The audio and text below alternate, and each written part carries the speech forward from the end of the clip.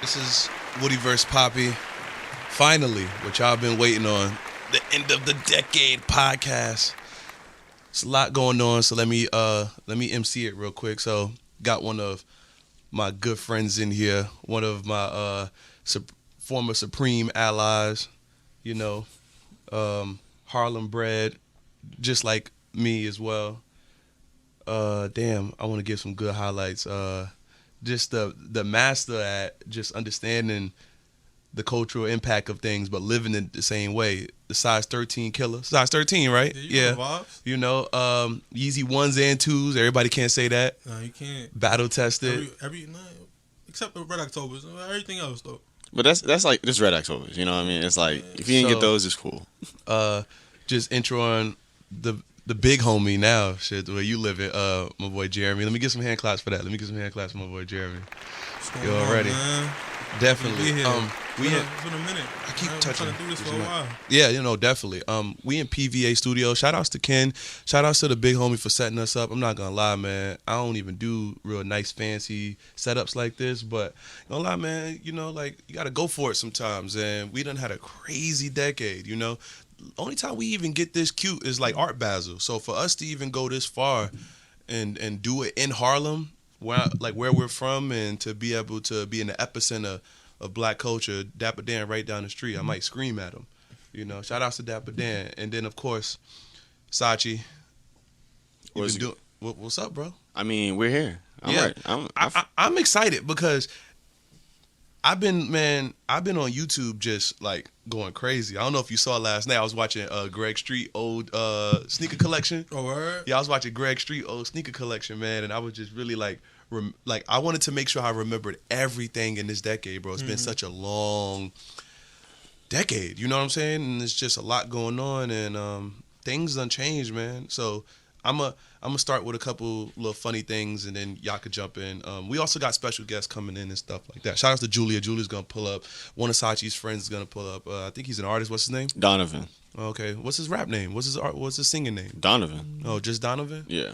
All right, cool. So in 2010, let me be straight honest with y'all. 2010, at the beginning of it,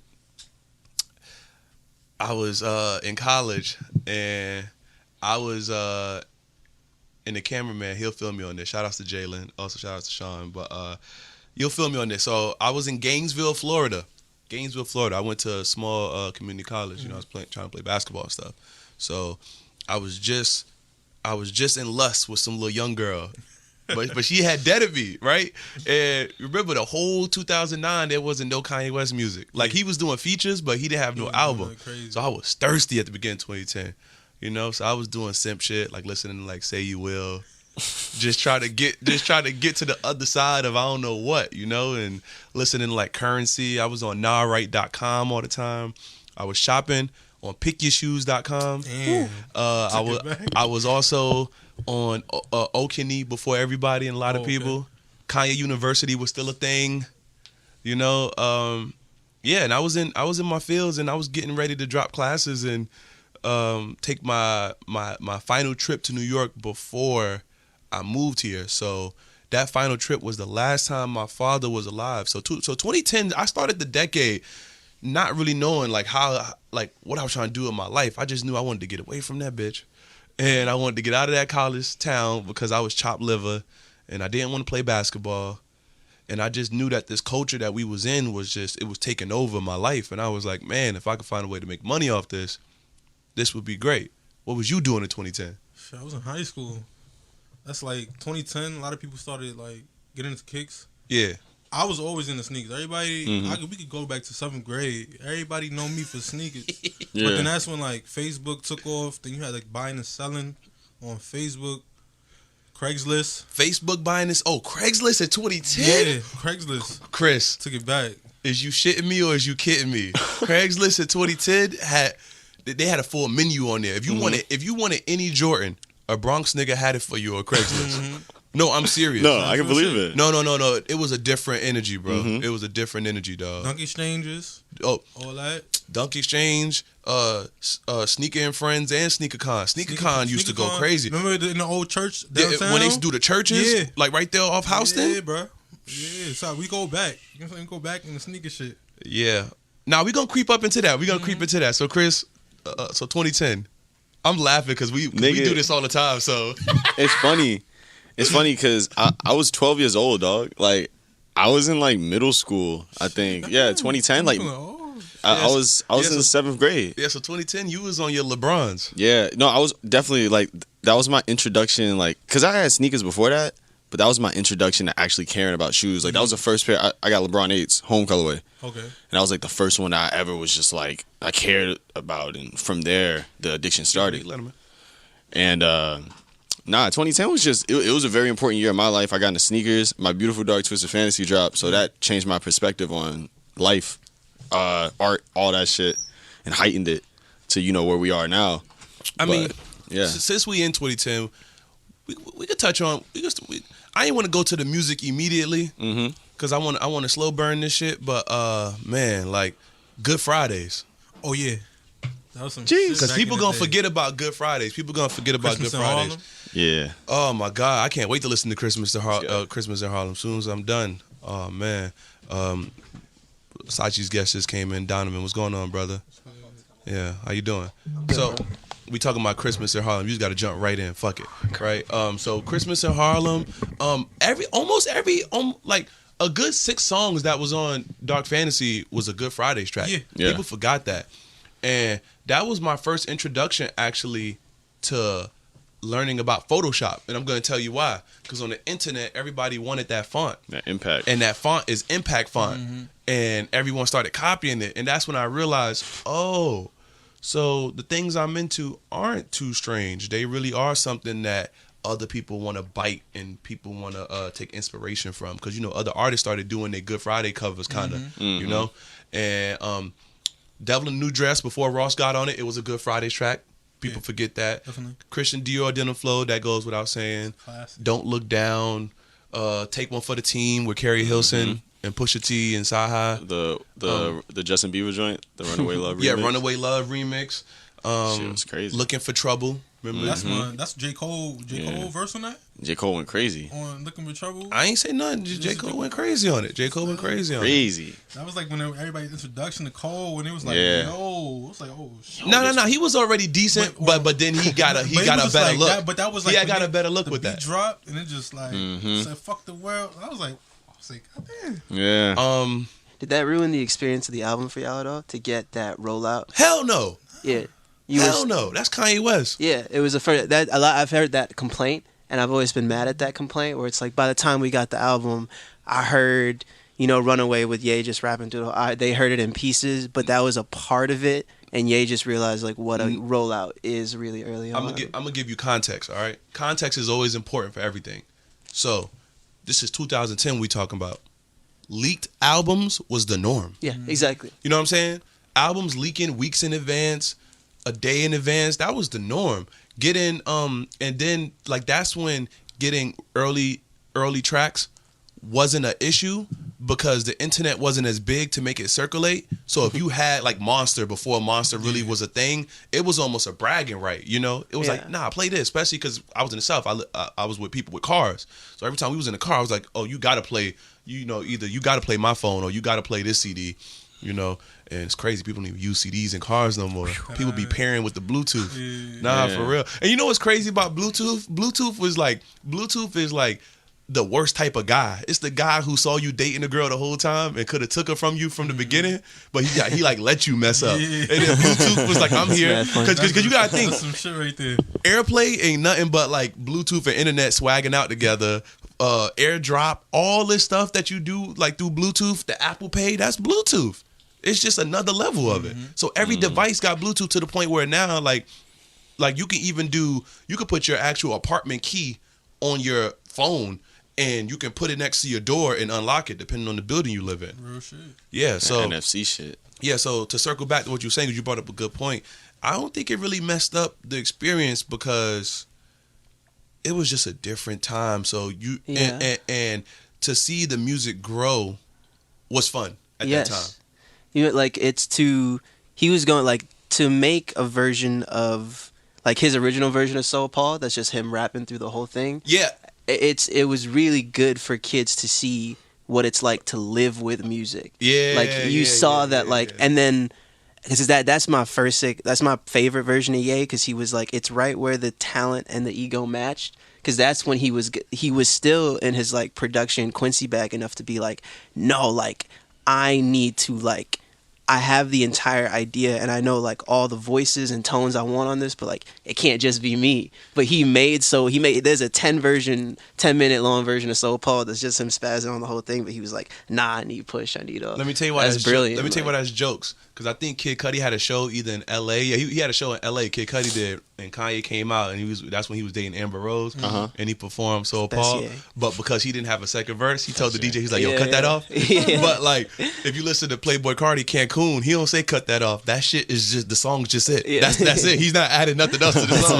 He like, they fuck with it, so it's like whatever. Like, that's it. You know what I'm saying? So he like, he probably went to the studio and was just like, shit, run that part back again. Like, Ye was like, let's add to this. Let's put Rizzo on it. Let's put Sahara Prince on it. Let's put Jay-Z. You know what I'm saying? Pusha T. You know what I'm saying? It's just, the only way to make all of the lights is to like start off with a beat for Jeezy and live with that shit for like 4 years, and then slowly it turns into this crazy thing with Elton John and like. But that's the only way to make that shit. You gotta like Drake live was with on that shit. All of the lights, right? Exactly. Drake was on the original. Something it got leaked or something like that. Yeah. You know another song that is gonna be super underrated, but since we in the early 2010s, we could talk about something that kind of snuck in like 2009, I think. I forgot what year was it. So, what year was that Young Money album? Oh shit. 2010? 2010. Maybe 2010? Yeah, okay. yeah. So the original Bedrock had Omarion on it. Original Bedrock. Nah, because I know you sing, so I was thinking about do R&B songs get leaked. So the original one had Omarion on it, and I used to listen to it. It was called Girl You Know. Yeah. And it was straight, but then they put Load on it, and I was like, damn. That's a classic from my generation. Yeah, facts.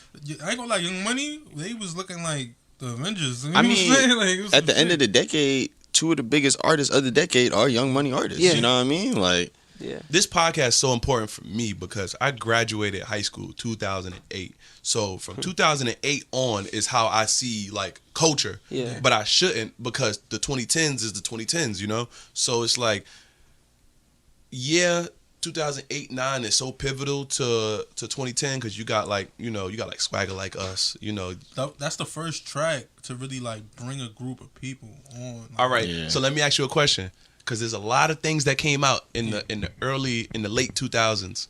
What shoe you remember the most before Yeezy? Damn, it probably just the Yeezys. The Yeezy before 2010, like before? It got to be the Yeezys, right? No, but it got to be that whole year, because 2009, bro. Remember, he dropped the Louis and the Nikes in 1 year. Nah, he wilded it out. Who has two thumbs and that own Louis Vuitton shoe? Nah, you know what? I'm gonna keep it real. I'm gonna go there. Y'all ready for this? And I'm from Harlem. I'm about to disrespect myself doing this. Oh, I ain't gonna lie. Them Supers was hitting different. Bro. Yo, Them Supers was hitting different. Terry Kennedy. No. He didn't wear Sky Tops. He had his own shoe. Oh, yeah, ultimate jean tuck into the Supers. He had that his was the own time. shoe. Ain't that crazy though? The tuck into the Supers. No, but look, it just show you how this culture mutate, right? Because like when Supers was big, jeans wasn't like skinny jeans didn't do they full. They didn't do their full rotation around the sun yet. Yeah, you know what I'm saying? It was ahead of his time, and it felt like it should have. I'm gonna tell you how much it was ahead of his time. 2010, right? I'm in Florida still, so like you can almost get shot for wearing skinny jeans in Florida. You know what I mean? Because it's just like that's just not it. It's not it. And wearing skinny jeans was like wearing a 36 jean when you really wear a 32 was the equivalent of wearing skinny jeans in 2008, 9, and 10. You know what I'm saying? So like even still, you couldn't fully dedicate yourself. But I remember Karma Loop. Karma Loop had wax denim, and my homeboy Zach. Shout outs to Zach one time, man. Zach, he worked with that producer. It's some white kid who produced mad songs for like Lil Pump and XXX. I forgot. Oh, you talking about Big Head? John? Ronnie? I forgot, that's man. another one. I forgot. But the point is, my homeboy Zach had a birthday party coming up, right? And shit, this is important for you, Jeremy, because I feel like this probably took your wardrobe from like fire to like, nah, you gotta relax. So look, right? No, because like the 2010s is the birth of wax denim. I didn't start caring about fashion until like 2010. Like legit, like the kicks was there. But Yeah, the drip, it started with the kicks. it was, Nah, but you got to think that whole lead up, that dark fantasy. Yeah. I mean, that dark fantasy of Ye wearing like all the little garments and all that, and wearing the wax denim and the Christian Dior denim flow. People doing their research, right? So look, I'm gonna let everybody jump in, but look. So my homeboy Zach, he bought some wax denim, and he wasn't into that yet, and he bought him skinny, and he didn't know. But it's like in the South, like. You buy you a birthday fit online and you just hope it look right and it come in whatever, right? So it came in and it wasn't what he wanted. And so he was like, yo, these ain't it. And I remember I bought a whole bunch of Levi's from where I bought those Levi's from. You remember when 501s did all the flavors? They did the burgundies and they did the navy blue. They did like the mustard yellow 501s and they laid them out in like every store. So I forgot what store it was. Damn, man, that store is so iconic. It's you know what store it is? Which one? What's the store on 25th? The one that's still there that sold the Yeezys. Oh, ammo? No. When you going close to the Malcolm X, what's the store called? What's the stupid store called? What, the one No, we're not talking about. Yes, I'm talking about what's the store all the Africans work in? I know what you're talking about. What the fuck is the name of the store? I know what you're talking about. Yeah. I know what you're talking about. We not going nowhere till we find the name of that store. What's the name of the store? Dr. J's, right? Is it Dr. J's? No, yeah. No, Yeah, Dr. J. yeah. If that's the one on Malcolm X. Yeah, like right there. Okay, but Dr. J's had a little brother store that they had. The one that was further down. Yeah, but no, they had a little brother name. You know how like Checkers and Rallies is the same thing? Yeah. They had another store like that. So I had all the Levi's, long story short, and I gave him like 4 pair of Levi's for that 1 pair of wax denim. Like I tricked him. I made him feel like I was feeling bad for him. I was like, damn, bro. Well, let me give you options for your birthday then. But really, I wanted those wax denim because I was like, I'm about to go to the next universe of these shits, right? So I'm so stupid. I had a practice run with the jeans because I knew them shits was too tight. The first time you put them on is an interesting feeling. That was like it's an interesting I had a practice moment. run. Fuck with me. Listen, I took them and I was at a mall, an open mall, because I was in Florida, so I was at a town center. They call them town centers. So it's nothing but white people around. I'm going to Urban Outfitters. Urban Outfitters was like Barney's back in the day. Yeah. I'm taking y'all back. That's a bar. So look, so I'm like, all right. I change in the car. My homeboy, who must not be named, he's like, you sure you want to do this? That was always the combo. You show it to your man. I'm like, yeah, man, I'm good. Like, it's just a joke. It ain't a joke though. In my mind, if this go right, I'm wearing wax denim for the rest of my life. Right? So I get out. I'm wearing like Bordeaux 7s. Okay. Wearing the Bordeaux 7s. Good time. Yeah. Good time. Incredible. But I'm wearing Bordeaux 7s. So damn, I think this may have been early 2011. My bad. The whole point is that I wore them, and I was like, yo, I'm about to do this. I'm going to fully commit to living this lifestyle. And from there, Mark Jacobs made them. Everybody made them. And then... Even True Religion made a pair. Yeah. Before that, the most I could get away with was like a skinny APC. But it was like selvage denim, so it still had a little tug to it. You know what I'm saying? And it's just crazy how like that culture paired with the shoes, paired with the music, really set up the 2010s for what it really was. You know, you don't even think about how wax denim came in. The shit just landed. You're like, right? And the reason why you feel like that, and I guess I'm pushing us forward, is 2011 with Watch the Throne. Oh yeah. Now, I'm not gonna lie, I know that's the Drake album year too. Take Care. Take Care came out that year. But nothing better than Watch the Throne yet, bro. Like, and I fucks with Aubrey. You feel me? Nah, it's cool. Yeah. It's cool. Like, it's on two. It's on two. There's different nothing sides. to compare. Yeah, it's like there's different things. I disagree. You know what? I'm gonna take up for Chris because any other day, bro, we almost fought. Because he told me Take Care was more culturally impactful. No, I didn't say. Listen. This is what I said. I said the average person was impacted more by Take Care than Watch the Throne. And my reasons was, first off, statistically, it's on my side. Second off, the average person could not accept or understand Watch the Throne when it came out. Niggas was saying that all that shit was Illuminati. Niggas in Paris, nigga? Well, that was the rollout. The Illuminati was the rollout. And it was like, bro, like, obviously there was people like us that spoke the language and we knew what was going on. But it's like, bro, like, how you gonna expect somebody to know what Polly with the PDs now they got that shit on replay? Hold on, but look, he wasn't even about to say that because he was like, "Oh, my mans don't fuck with it." Nah, he wasn't even about to defend himself. He wasn't even about to defend himself.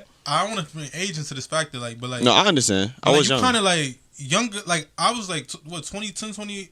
I was in 10th grade. Like you feel me? When Watch the Throne came out? Yeah, it's 10th grade. That shit dropped. Mm-hmm. So I'm like, I wasn't even take years like some real like heartbroken shit.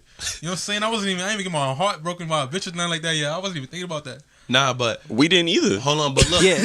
but look, you gotta remember, Exactly. he lived in Virginia at this time. Oh. He lived in Virginia. You were in New York summer of 2011, right? That's when I remember hearing Watch the Throne out of every car. Like, Remember when Ham dropped the first when they dropped Ham? But remember they dropped Ham on the yeah. New Year. Yeah. Remember they dropped Ham on the New Year because remember they did that New Year's Eve party. But just And he hearing had like the we on bandana. Nostradamus. Wait, I like, can tell you his whole outfit because he had the G jacket with the wax dinner and the Black Sabbath threes.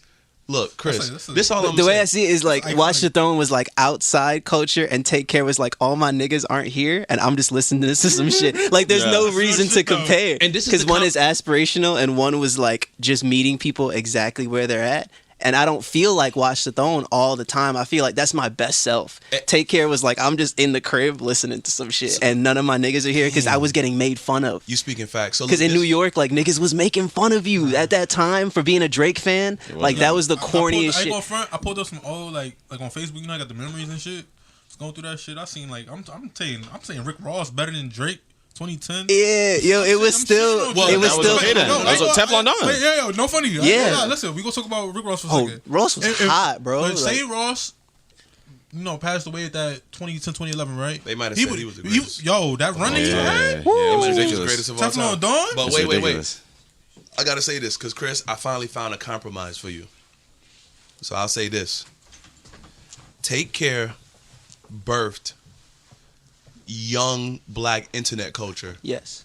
but Watch the Throne created a whole new avenue that you live in now. And that's what I was trying to. It created No. black capitalism. No, It created like but even- black excellence. Nah, but like, even deeper than that, because right now in every borough, Bronx, Queens, Staten Island, Manhattan, Brooklyn, you're gonna see some old head wearing a T-shirt with leather sleeves on that bitch right now. Yeah. Fucking That's fact. true. Right now in the winter, Yeah, you're gonna the see way that. it trickled through And you- is incredible. It's Yeah. incredible. It touched everyone. Yeah, I saw the impact of Watch the Throne 5 years after it released. There's still people right Yeah. now, if they want to go to a family function, there's some old head right now who got his Christmas fit That's and facts. his shoulders got zippers on them bitches that Oh, don't shit. work. Yeah. Bruh. They Yeah. don't Them shits work. don't All them work. Hudson shirts they made. Them with the Hudson graphics. literally went You know what I'm saying? insane. So Yeah, that's the compromise. But I will say this: like, what Kanye piece of work always like? No, none of his work hits immediately for people, and they say, "I get it." yeah.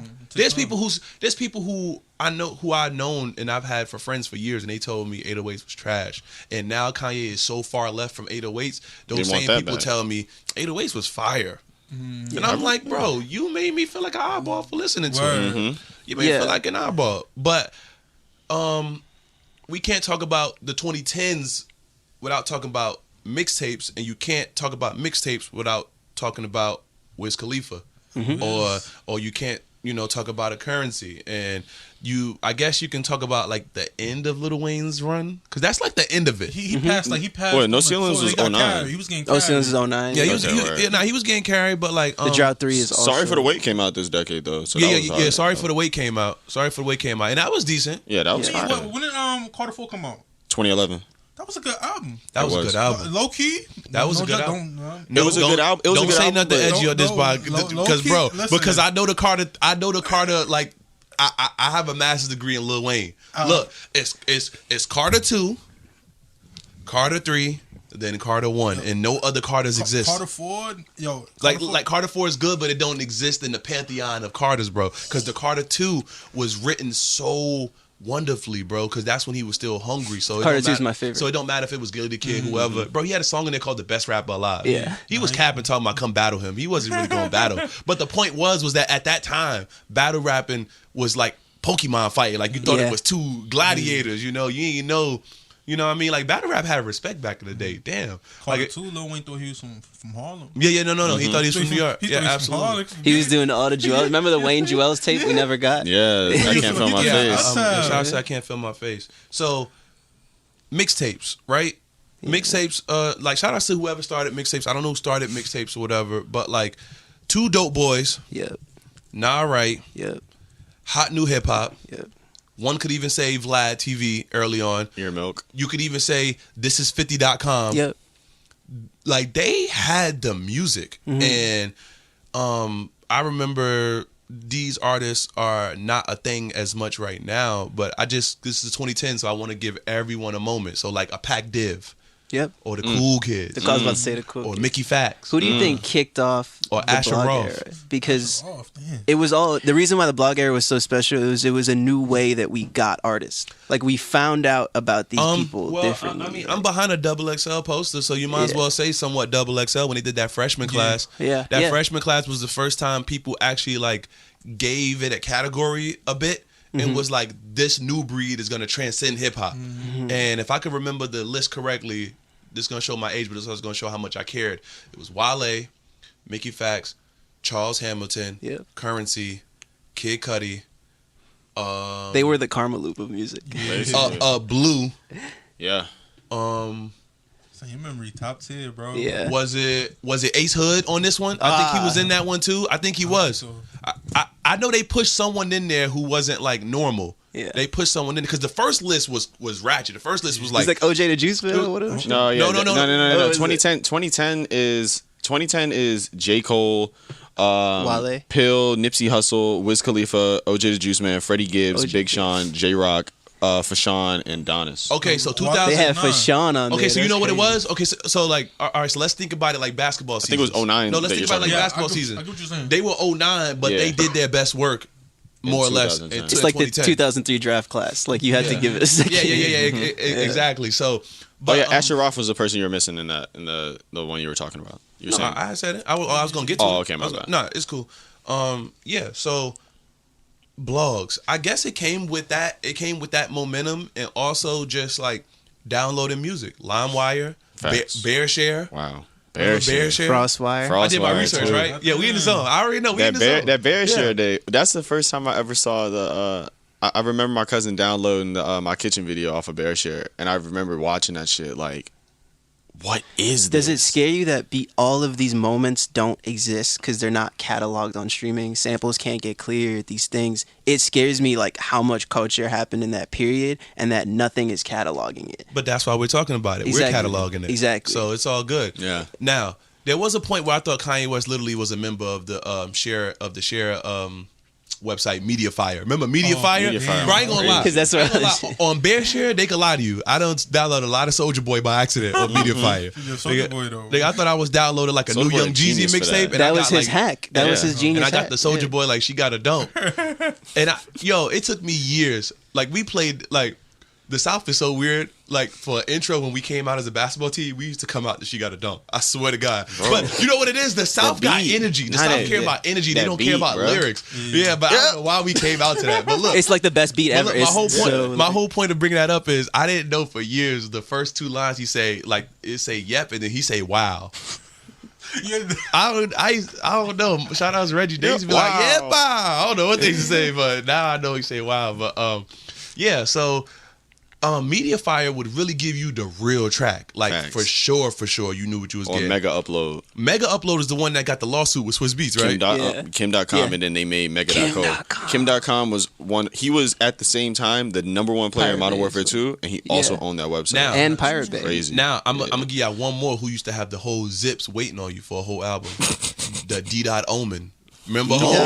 That's my dog. That's my dog. And it's crazy to see where people are at now. Because like someone like that, he's just like on his A&R shit now. But back in the day, like he was. He A&R now? Yeah. Damn, let me tell you a little internet story about him, Sachee. So basically, he was recording Watch the Throne illegally when they was performing. He crashed the party. Yeah. He told this. I think he told his story on like Tax or something. But tell it. When he was on tax season? Yeah. Oh, he lit now. Yeah. No, that was that long ago. But Hold on, D-Dot. is Mel? Yeah. I'm trying to put this shit together now. This is crazy because remember I was on the internet. I was digital with it. I wasn't in the field yet. Yeah. So the dude D. Omen or whatever, right?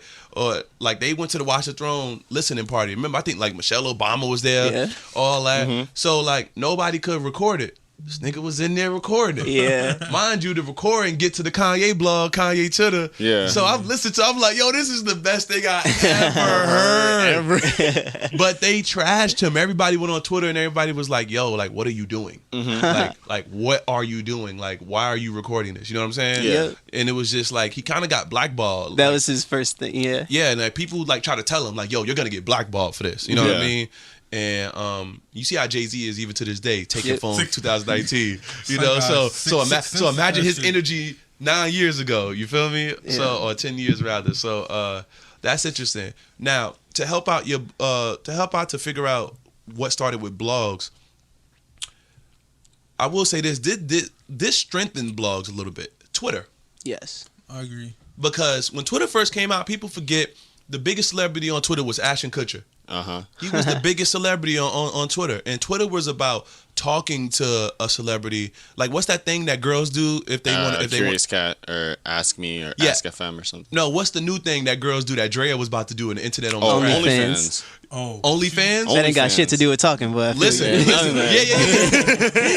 I'm trying to say is the sentiment behind Twitter at first was like, and it was the Wild OnlyFans. West. It was wild. Like Twitter pre the woke era. Woo! You couldn't post anything. You could say whatever you. No, I'm talking about you could not post anything on there. Like you had to be careful. What? No, I'm talking about if you would have had like your kid in the Abbey, your kid got like roasted. It was free stuff. Twitter 09 Twitter. You talking about after Twitter kind of got a persona a little bit, bro? I'm talking about no, this is pre that. No, I feel you. This Yeah. is like straight up, Because like still explaining to people what tweets are. Because I'm not gonna lie, bro. Like Twitter, people was like, this shit gonna die. It's Facebook or bust. And Facebook was nothing but was MySpace with. You needed a fucking college email to get Facebook back then, first. bro. People don't remember that. But the thing about Twitter in the beginning, I think most people that are big Twitter users now followed this method. It was you joined, you didn't know what was going on, so you stopped using it, and then you came back in like 6 months, and then you were absolutely addicted for the rest of your life. It's over. Like, So I definitely know that Twitter like played a part. So my question to everybody, and Jeremy, I'm gonna start with you. My question is, if you didn't know, cool. But when was the first time in the 2010s you was like, oh shit, this stuff I'm a fan of is about to get bigger than just my hobby? That's a great point. Sneakers.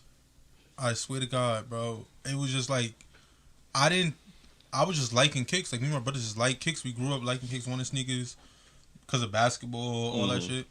Then the culture really took a, like when the first Yeezy ones came out, 09, it wasn't like massive. It was a thing, but it wasn't massive. But then you approach 2010, when the retro started, every retro just started moving. Yeah. Like, just going, like everybody wanted a retro. Then when everybody got on the internet, when people started seeing, oh, like this how other people dress, this how celebrities dress. Yeah. It's like, oh shit, like now it's like I need this. It's like I need this shit. So it had to be kicks, bro. Yeah. For you, Donovan, like what was it? For me, I don't know if you guys remember this moment, but it's after, correct me if I'm wrong, it's like the 2009 VMAs where Kanye just performed and then he dropped the Runaway video, like movie. And I remember like I was just getting into making beats. My cousin had just given me the Fruity Loops pack.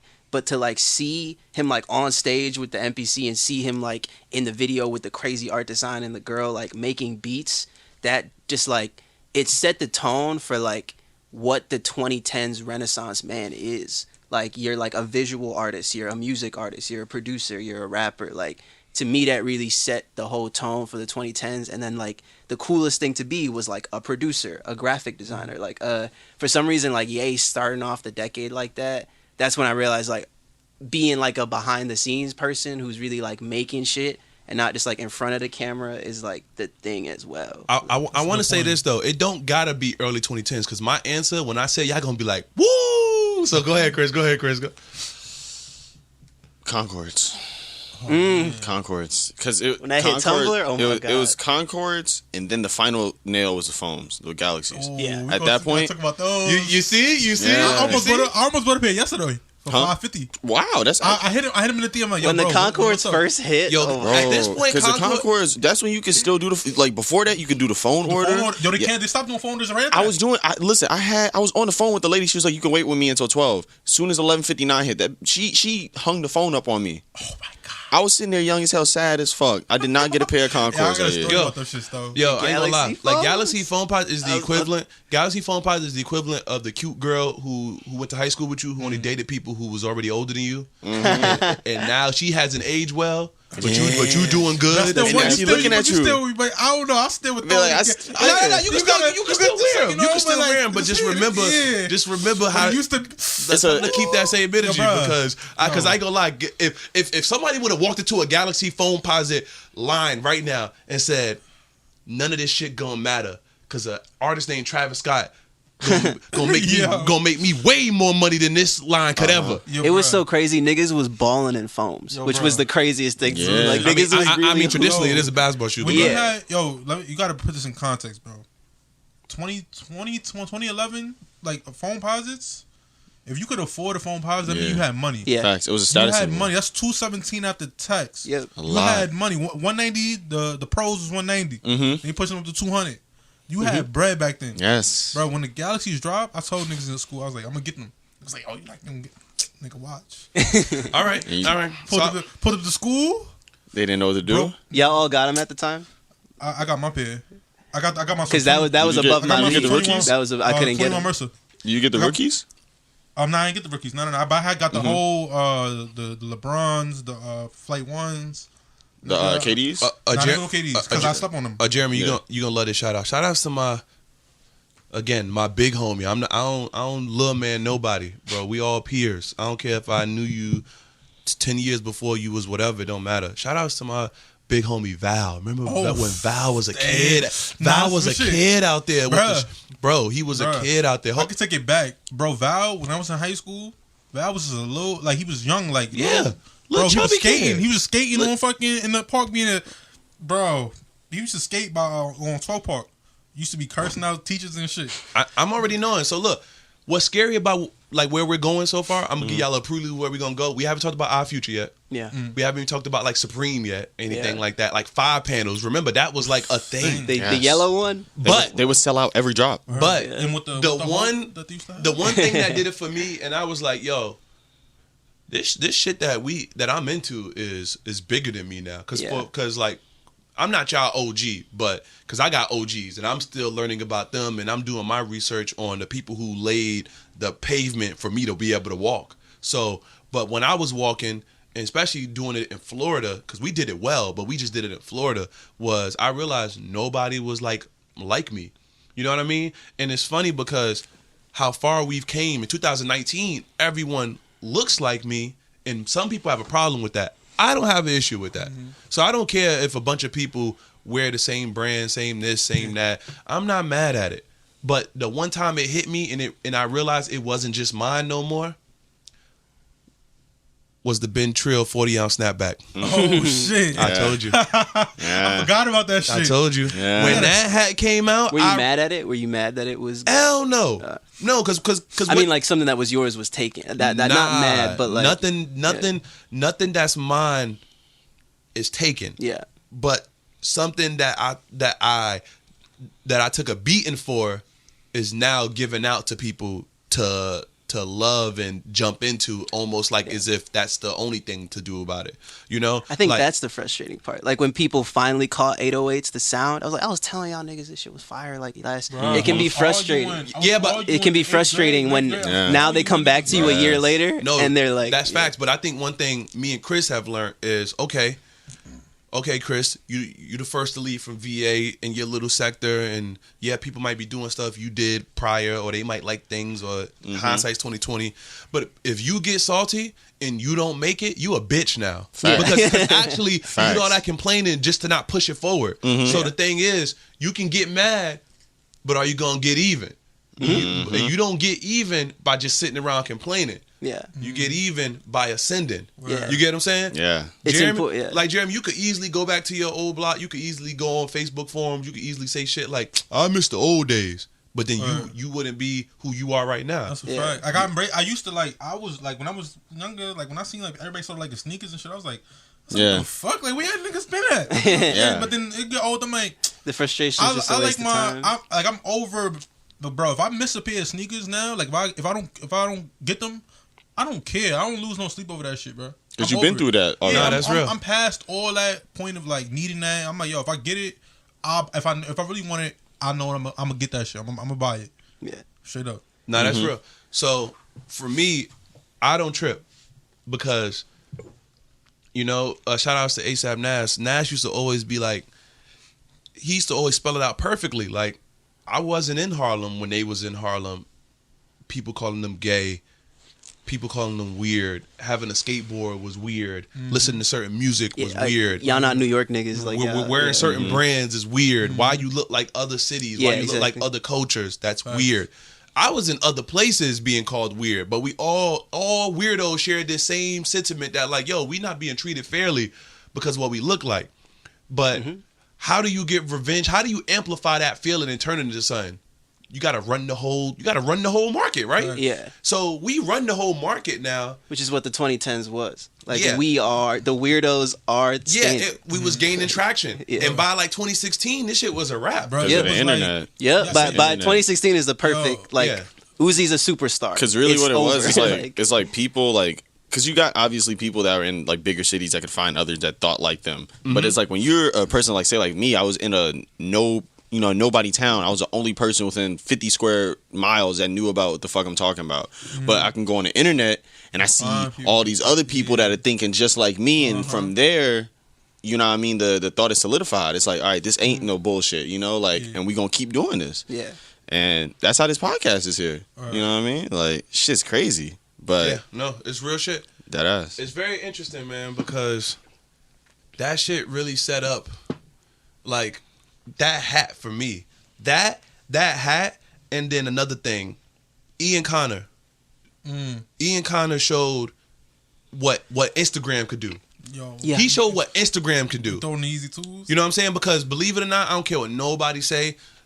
The word influencer, he is the first ever No, you gotta give him credit. influencer. I was about to ask you. He is the dinosaur bone of an influencer. Like when you think of influencer, I don't think about all these people. Hey guys, just check out my. No, I think of him. And it was back when they got hate. Where it's like, what does that nigga even do? He's always just around other on niggas. Tumblr, Like, he always on Tumblr. He's just a Tumblr nigga. Because I'm explaining. same with Yams too. Like Yams was real nigga Tumblr. No, but it's interesting because when we were younger, and you hear about people who was at parties with Tupac, or you hear about people who was in people's entourages, you see pictures, but you don't know the context of those people.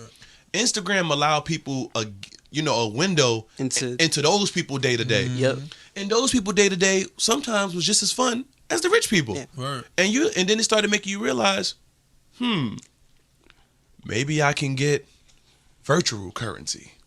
Yes. And what does virtual currency turn into? Clout. Yes. But it's so interesting. It started in a pure place. But you see what we're doing? We're talking about how it was being cooked up at first. Yeah. Then it was called something. Then it was manufactured and handed out to everyone. So it's like, yo, look, you may have not listened to My Beautiful Dark Twisted Fantasy, but you're going to be the spawn of this energy by wearing a Travis Scott Jordan. Yeah. And people don't even realize those things connect. Of course, yeah. But they do. You know, if you even ask Travis Scott, like Ye's engineer, Killhofer? No. Oh, no. The guy's name's like Goldstein or something. The guy who's been working with Kanye for years. He flew Travis Scott out to come play some music for Ye. And it was like the same thing what happened with Designer. By the time they flew Travis out, Kanye was going to Hawaii. So Kanye was like, yo, I don't got time. See you when we get back. So the whole album cycle happened, and then Travis Scott kind of got into the fold with those guys, you know? So it's really sad that we ruined the word dot connector this decade, because that shit was some real shit. Like, I remember like seeing Yams or seeing his internet presence and being like, this is the mind. Like, this is the humor. This is where, like, he came up under Dipset, but he was really into all this Houston shit, understanding that, like, geography is not real in this internet age. Yams on 4th, like, in the store. Like, not Eastside Larry, regular, bro. Like, regular, like, you not even, like, paying attention, like, who he is. You're not thinking about none of that. You're just like, all right, whatever. Like, this nigga would have got shit on his face. Like, all right, whatever. Mind your business. Then come ASAP really turn into something. You like, oh, this nigga used to be on 4th, on Amsterdam. Seen this nigga all the time. And the way that they were doing stuff, like, yo, camera people, I need a favor. Y'all see how the cameras are flipped? Flip them the same way, but just different. So put this one that way, and then put this one here, because I think we about to start getting in heavy, and I need the camera to see me because we gonna say some fucking quotables because y'all not even realizing we haven't even got into it. We haven't done it. Like this is a real fucking journey. The 2010s is crazy. 2014 was the worst year of human civilization. Just horrible. Oh man, Hold on, go on your list and show him the music. Show everybody. I'm gonna read them. I'm gonna read them shits out. Read the albums out that came out in 2014. It's so fucking 2014 was a terrible year because all the sauce was on SoundCloud that year. And like funny, none of it made it to an album. And it's funny because like we used to. Like me and Woody probably talked the most 2014. We probably spent the most time talking because there was just nothing. There's nothing to do. There was nothing to do. It was just. Tell me what came out. All Not right. a damn thing. Not a damn thing. You ready for this, Jeremy? Listen to what came out. Listen. All right, we got Honest by Future, Sylvia Demo. It's terrible. Wait. Honest by Future. You listen to Honest by That's Future? the bad one. That's the label album. No. Yeah, that's his LA Reid album. Okay. Pop star. Yeah. Then you have Run the Jewels 2, Dust Music. You got Monster came out that year. That was good. My Crazy Life. That shit straight. Pinata, Brookwood, Expensive Taste, The Tour Part 1, I Love Macaroni EP, Back from the Dead 2, Oxymoron, These Days, Day Before Rodeo, So It Goes, Faces, 2014 here, Forest Hill Drive, Satellite Flight, and Mastermind. Forest Hill Drive is the best thing on that list, man. Days Before Rodeo went crazy. Oh. Days Before Rodeo went crazy. Sylvia Demo was the best thing on that list is Pinata. Pinata is the best. I'm gonna say that. That's a bad list. And Sylvia Demo is list, though. incredible. And Mastermind went crazy too. Mastermind. That's the album with yeah. Sanctified. That's the Ye like kind of executive producer. Yeah. But Cat you get my Williams and point. shit. That was a terrible year. It was terrible. Yeah. I'm messing like I don't even remember half that shit. But I think it's because Yeezus came out 2013, right? Yeah, everything came out in 2013. And it was on Everything. SoundCloud. Nothing All was- those new yeah. artists were just on SoundCloud, not Yeezus, putting out albums. nothing was the same. What else came out? And then 2013, you was still riding off of Good Kid, Mad City. Yeah. Like everybody basically dropped within that last Ain't year. that crazy? Good Kid, Mad City came out 2013. No, 12. 12. 12. It was just 12. the energy was riding. It was like how It rode for a while. 2014 Forest Hill Drive came out in 2014, but it rode into 2015. Yo, I was Yep. in the Poetic Justice music video. Oh yeah, we got to bring that Bro, clip up. I went to Kendrick's first his first New York concert. The SOB's one? He did Sneaker Pimps. Yo. He that was used before headline that. Sneaker Pimps, bro. I'm gonna tell y'all how I found out Kendrick Lamar a real one. I done told this story on the podcast before, but all right. So I was in the video because they shot Poetic Justice in the Bronx. Yeah. So they shot in the Bronx. They went and got like an ambulance. Britney Sky. We gonna get to that. If you look at the license plate on the ambulance, it's a New York tag. They should have been smart and put an LA tag on it. So look, right. So before Britney Sky got on set, there was some blazing on set. Yeah. This blazing girl, right? And this is before, bro. This is the first time I ever seen a fake butt in real life. And I was like, she can't be human. Kendrick was not having it. because it looked weird, but because it looked too good. I was like, nah. And the girl was so like, this is when like girls wearing Isabel Marant's and stuff. Remember? So like, this is a different breed of swag. So the girl had on like an olive. She had on like an olive like one piece like Henley kind of like dress, and then she had on some 13s. It don't matter. She looked good. But Kendrick was like, he went and talked to the producer. He was like, nah, like I need a real chick for this video. Okay, I respect that. He was like, nah, I don't want her for my scenes or whatever.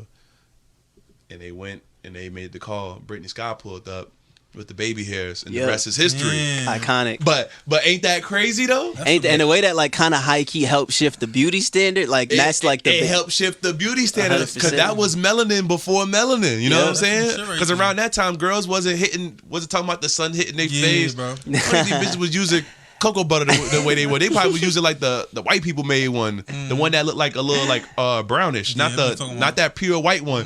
That pure one that you got to put in your hand when it get cold and freeze. You gotta need that bit. Yeah, but 2014 was bad. What's your favorite year? I don't know if we're about to go in order, but Well, you said what's my favorite year? for this decade, musically. 2010. Nah, I don't know. Give me another year, Chris. Give me another year. Yeah, we might just make. All right, let's just start going through the years. Facts. I'm gonna start off with 2010. No. Let's start backwards. Because when you start backwards, it just hits you different. That's true. All right, word. All right, bet. Hold on.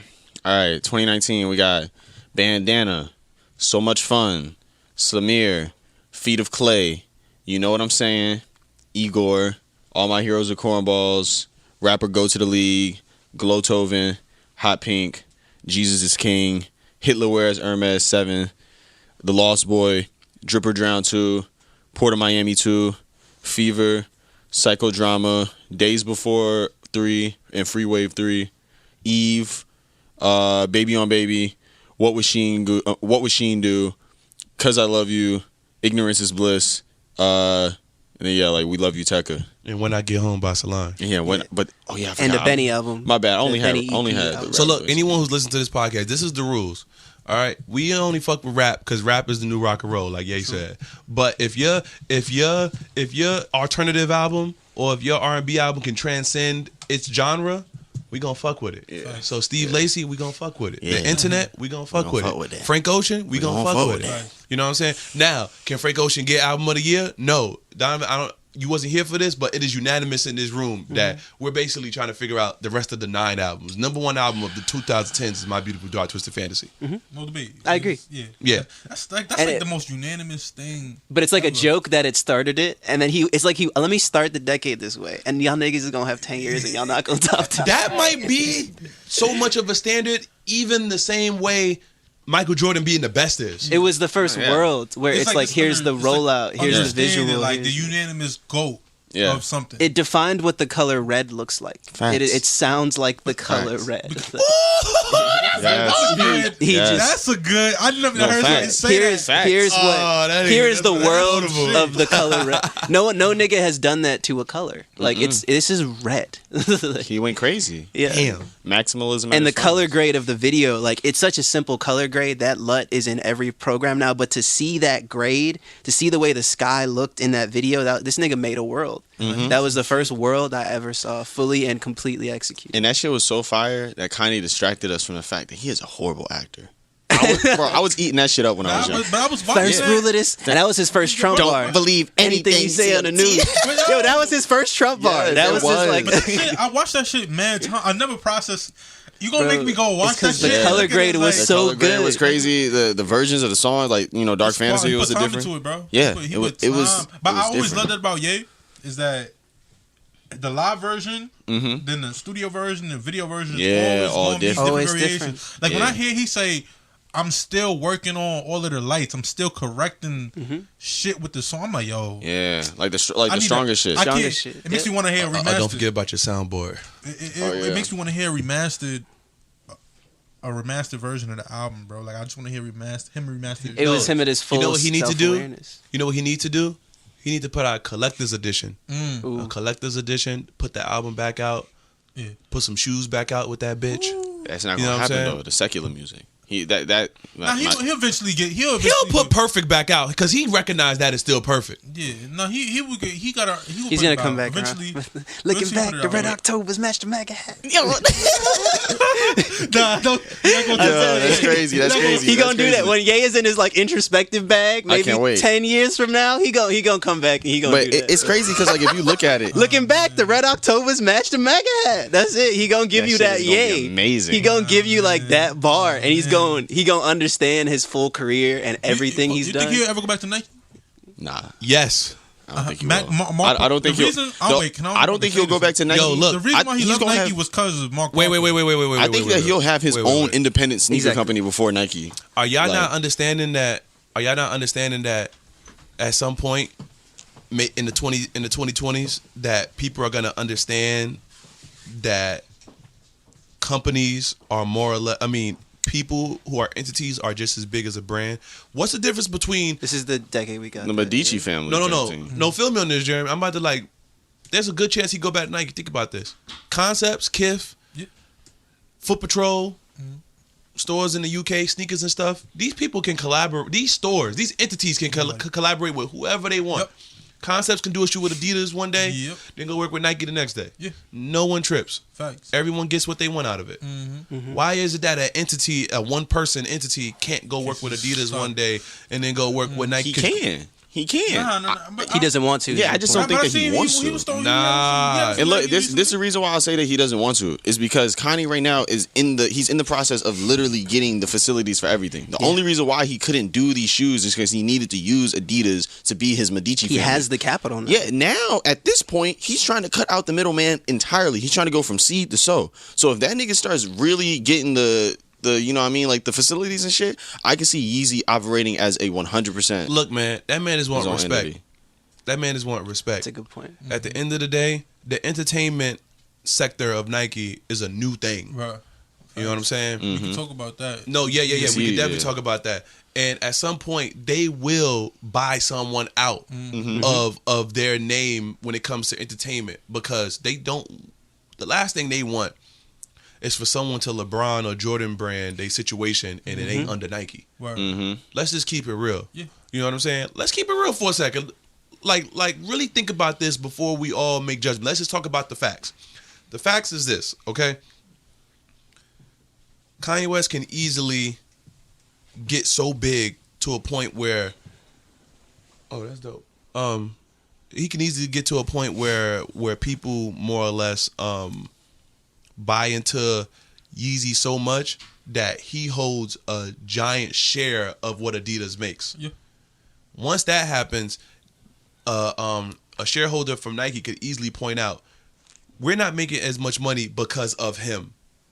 At first, it was like, oh, it's cute. He's making the same shoes he could have made for us. But it's going to get to a point where it's like most of the money we're losing is because of him. And he's an entertainer, not an athlete.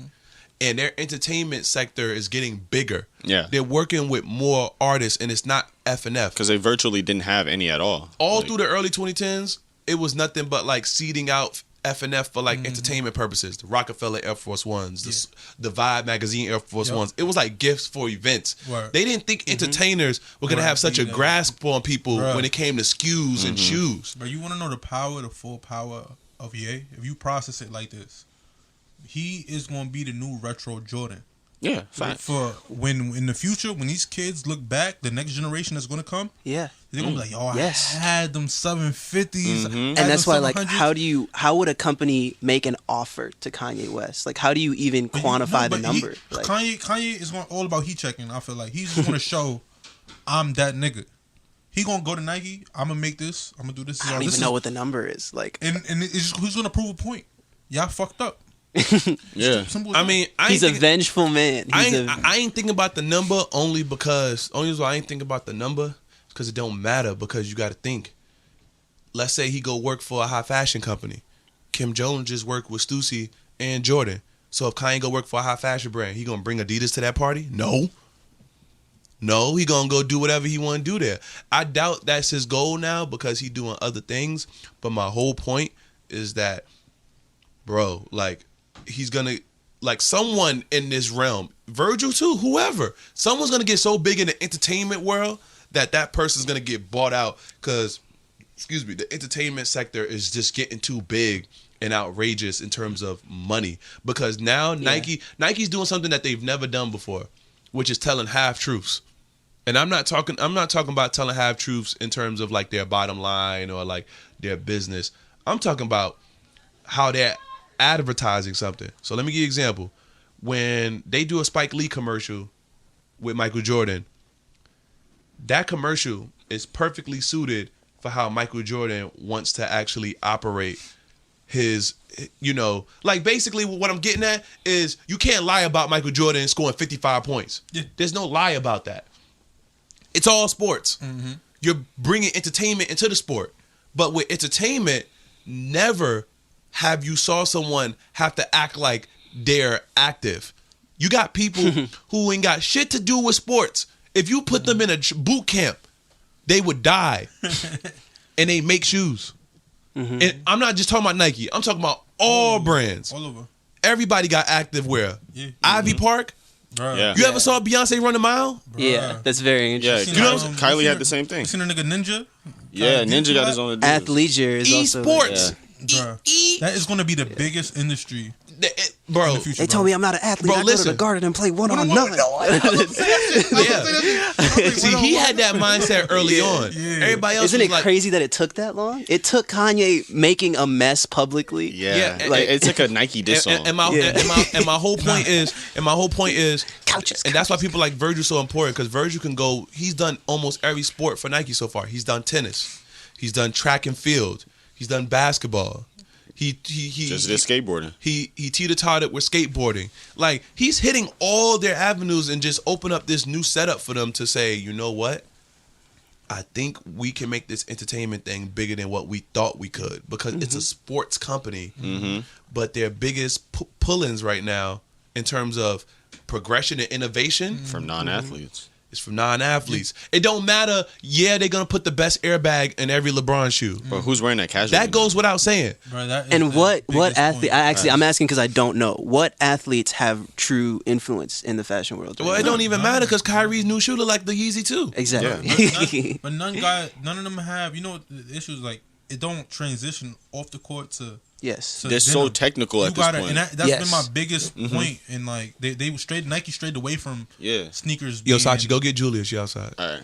It's like it's kind of like when it got past the 14 and they started getting real technical and stuff like that. And they started focusing on the technology and shit. I mean, I bet the new LeBron right now is perfect to play in, but Yeah, but it's just not. I can't. How see the How do you jeans feel when you put it on? How the not jeans gonna gonna sit fit on my them? denim? It's Yeah. not gonna stack. It's not gonna stack properly, bro. 100%. Like it's the truth. Like Yeah. I can't look at Bron's like that. And I love LeBron's kicks. I love LeBron's sneakers. LeBron the athlete, all that. But I'm not gonna go and jump to spend $250. It comes down because like when you think back, like Jordan was a cool nigga, Kobe was a cool nigga. Like who's cool now? Like what athlete do kids really want to be? No. Hold up. But the influence has shifted because social media, bro. We didn't have think about this at the time and when we were younger. It was just that in your face. Yep. TV. Now you got. Yeah, Julius, shut up You and could- take a seat. You can do whatever. So listen, I'm not gonna lie though. That LeBron 10 year, he came through. That LeBron 10 year, because that was the year of the Hazel LeBrons. Oh yeah, Yes, Bruh. the Luxes. Oh, that's all the Luxes. People want to forget, but niggas was outside of Mercer, Kith, going Nike Town, going crazy. And they had the, all and they because had of the preheats. Then they had the 2K thing with that shoe, right? Bro, I paid $250 for a code, bro. Yeah, $250 It was real. I met the nigga on St. Nick on 4th. I was like, yo, I think I put had the code in, bought them. I had 5 pair of LeBron 10s. I was in love with that shoe. That shoe was I like the crazy. Tens. I Yo, need Sachee, pass me that ginger about to- ale they about to- and that Pop-Tart. they about to retro the preheats. I don't know if that came out yet. I'm trying to get sponsorship. I don't know if I can say that, But nah, they it's about to retro that. bro. Like that was a really good time. They had some crazy colorways that year. Like Black History Month was crazy. Bruh, everything. This is the thing. I think Nike's biggest fuck up. They started focusing on the reseller too much. They started raising the retail. Bro, remember, started a decade. Yeah, Jordans was 150. Then That's crazy. There was 150, slowly bro. started And creeping it's up. $5 here. and $2 here. wasn't the ones like 110, right? And it was Bro, slow. Yeah. There was 110. Yeah, Then 110. but then we remember. I would see this. You know what? I should have said Jordan 1s for my thing that niggas took from me because niggas was not wearing Jordan 1s. Yeah, The niggas, because ones are like 180 right now, right? bro, yeah, 190. Yo, it's ridiculous. Bruh. And you saw that, like, say with the LeBron, right? I think the height of LeBron's price was $250. I think the 10s was $250, and then they had to drop it back down. The new ones are $185 now. When we get off, I'll tell you why they dropped it down. I'm gonna tell you why they dropped it down. Niggas apply the pressure. Yeah, 100%. Yeah. Niggas apply the pressure. Let's bro. get back to these lists though. I ain't gonna lie, Sachee. The way you read them though, bro, you gonna need. We need more context. Okay. Need more context. 2018. Dog. We're gonna go to 2018 now. Woo! This might be my favorite year. 2018 is has some crazy. shit. 2018 is crazy. So we're gonna start off. We got some rap songs by Earl Sweatshirt. We got Drip Season 3 by Gunna. Scorpion by Drake. Invasion of Privacy by Cardi B. Scorpion might be Drake's accidental best album that came out, bro. Yeah, I said I'm going there. I see what you're saying. They're crazy songs, like emotion. There's some of Drake's best songs. It's just way too much filler. It's it's fatty. Ratchet like- Happy Birthday, Blue Tint. I think Blue Tint was supposed to be made to be the best song on the album, and then out of nowhere, Ain't Blue Tint on more? Blue though? Tint. Nah, it isn't. Oh. It sounded like it was gonna be Exactly. on more Nah, like that shit's hard, bro. that shit's crazy. So we gonna act like It's some wait, shit wait, on wait, wait, Scorpion. wait, wait. It's Let me some ask y'all shit a on question. Scorpion. Sachee, wait for this question. So look. Let me give you an example. All right, y'all ready for this?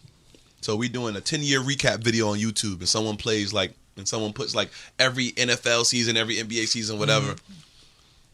And they play a Take Care song as the theme song. What would that theme song be on Take Care? It's a good point. What would that theme song What be? is it on Scorpion though? Yes, God's Plan. Yeah. Good point. Marvin's Room then. Nah, no. No, but that's not what You take. get what I'm it saying? goes back to that's just not what You take. get, like, Niggas would. if you think about God's Plan, I God's get what you Plan mean. capsulizes the 2010s better than any song. But that's why nothing was the Tape. same as my favorite Drake album. Headlines. Because like it has that song and then it also no one has. is playing headlines to No, capsulize that- oh, no. the whole year. I will say something about Headlines. Headlines is one of the weirdest songs ever. Everyone knows every word from I that know. song, but no one talks about it. I know. The motto? The motto, bro. Maybe. I feel- No. The motto was the most. That's your photo. The motto- Yo, bro. But listen, Bro, the motto was the most illegally downloaded song of 2011. When he Niggas had forget that. When he had bro. the preem bubble. Yes, with the Yo, gloves. Nupsy, we had I'm the not Nupsy gonna one. lie, bro. Yeah, y'all My can thing keep, is, my y'all can keep only- trying, bro. God's right. plan. God's plan is the Thanos of 2010. You're right, bro. but that's like playing on steroids. It's like judging an athlete because he was juiced in the industry. Look, he look. was juiced Look. in streaming. Look, Like I'm gonna give y'all the best example that I could give y'all that parallels this. Michael Jordan's best year is 96. Yes. The year he was wearing the 11s. Nobody in here, I know you might not be a shoe guy, but that's no one's favorite Jordan. yeah, But is it the world's favorite Jordan? Yes. And so you just see. go with it as just the standard for Michael Jordan. If an alien came to Earth right now and said, show me a Jordan, I'm going to show them a Bread 11. You know why? Because I know that is what the world sees Michael Jordan as, that patent leather shoe, bro. if they say show me a Drake song, I'm not. I'm showing them. God's I'm showing them God's plan. I'm not doing God's I'm plan. showing them God's plan. I can't do it. I- It's one of no, his no, best no, no. songs. You're ever. right. No, It's like that Drake line where he's like, "Number." They say I'm falling off. Numbers over No, statistics. don't of get me course. wrong. Like, There are thousands, hundreds better Drake songs, but God's Is that the most plan. impactful you saying? It's just the most like It's just- representative. it's the biggest thing. Yeah. Yo, bro, you think Gold Digger is my favorite song for Kanye? But if you play Gold Digger at any wedding, everybody gonna know the words. Yeah. You know what I'm saying? It's just certain things you gotta give to artists. You know what I mean? Like Yeah. Jay-Z didn't want his whole career to be propelled by I Just Want to Love You and Hard Knock Life. Word. But that's what happened. Word. Sometimes you make accidental anthems and you gotta go with that. But Yeah. in reality, when that anthem does more than anything you've done in your career, you gotta kind of pay attention to it. It just so happens for certain people like 50 Cent, it works easier. So Find Me in the Club or In the Club, it's easier for him to grasp onto because it's actually a decent song in Right. principle. I'll say this though about the God's plan thing. I think that I would put Hotline Bling instead of That's God's the plan. accident. God's plan is the intentional one. Hotline Yes, Bling is the Hotline, and accidental also one. I think that Hotline Bling would have been just as big as God's plan if they'd had the streaming and shit. Like Hotline Bling was fucking crazy. It didn't get the number one because Adele came through and shut shit down. God's Like, plan was the intended label. This is going to be before Yo, he bro. even put it out. It was like this is Yeah. going to be the most streamed song. Everybody of my knew. career. Yo, Hotline everybody Bling knew. was a mistake. I recorded it in my hotel Absolutely room, mistake. and it just Wait. caught. Wait, are y'all forgetting that God's Plan was supposed to have Trippie Redd on it? I'm Yeah, not going you're for right. that. I'm not going for that. But when Like, we heard, Yeah, but then when even he took you him heard off- the snippet, when you heard the snippet, Woody, you was telling me, "Yo, this is gonna be Drake's biggest song ever." and it is. No, but I'm saying It's so we're- intentional. Like I Yeah. have the Apple Music building behind me. They just gave me $17 million. Bro, when This you is heard, going to be the biggest when you song heard ever. Hotline Bling for the first time, like, bro, when I heard it, I did not know it was gonna. I'm not mad, know. I did but I'm not just here to understand. serve. I'm here to serve the people correctly. We It can't, is objectively true. Yeah. yeah. My opinion. Influentially, I it's gotta not. take my. Sometimes when you have power, the biggest power you can do is to relinquish that power. Yeah. It's the most powerful thing you can do Yeah. sometimes, you know? And you got to take the common sense out of it. And the reality of it is that our favorite Drake song? Probably not even top 10 for me. Nothing. But when you think of what that song did so fast, I it's just see not what you're saying. fair. I see what you're saying. I think You we know got what to I'm check back in 5 years because I'm curious to see how sometimes the thing that is the song that the industry pushed a button on, we don't look back fondly on. I might look back more fondly on that, like, if you're reading this as too late era, because that was felt so organic. He had anthems. At that point, he had Yeah. zombies as fans. Like that shit was really, legend. Like, And I'm not just gonna like- lie. And I thought running through the six with my woe, things like that, was gonna like take him to the next level.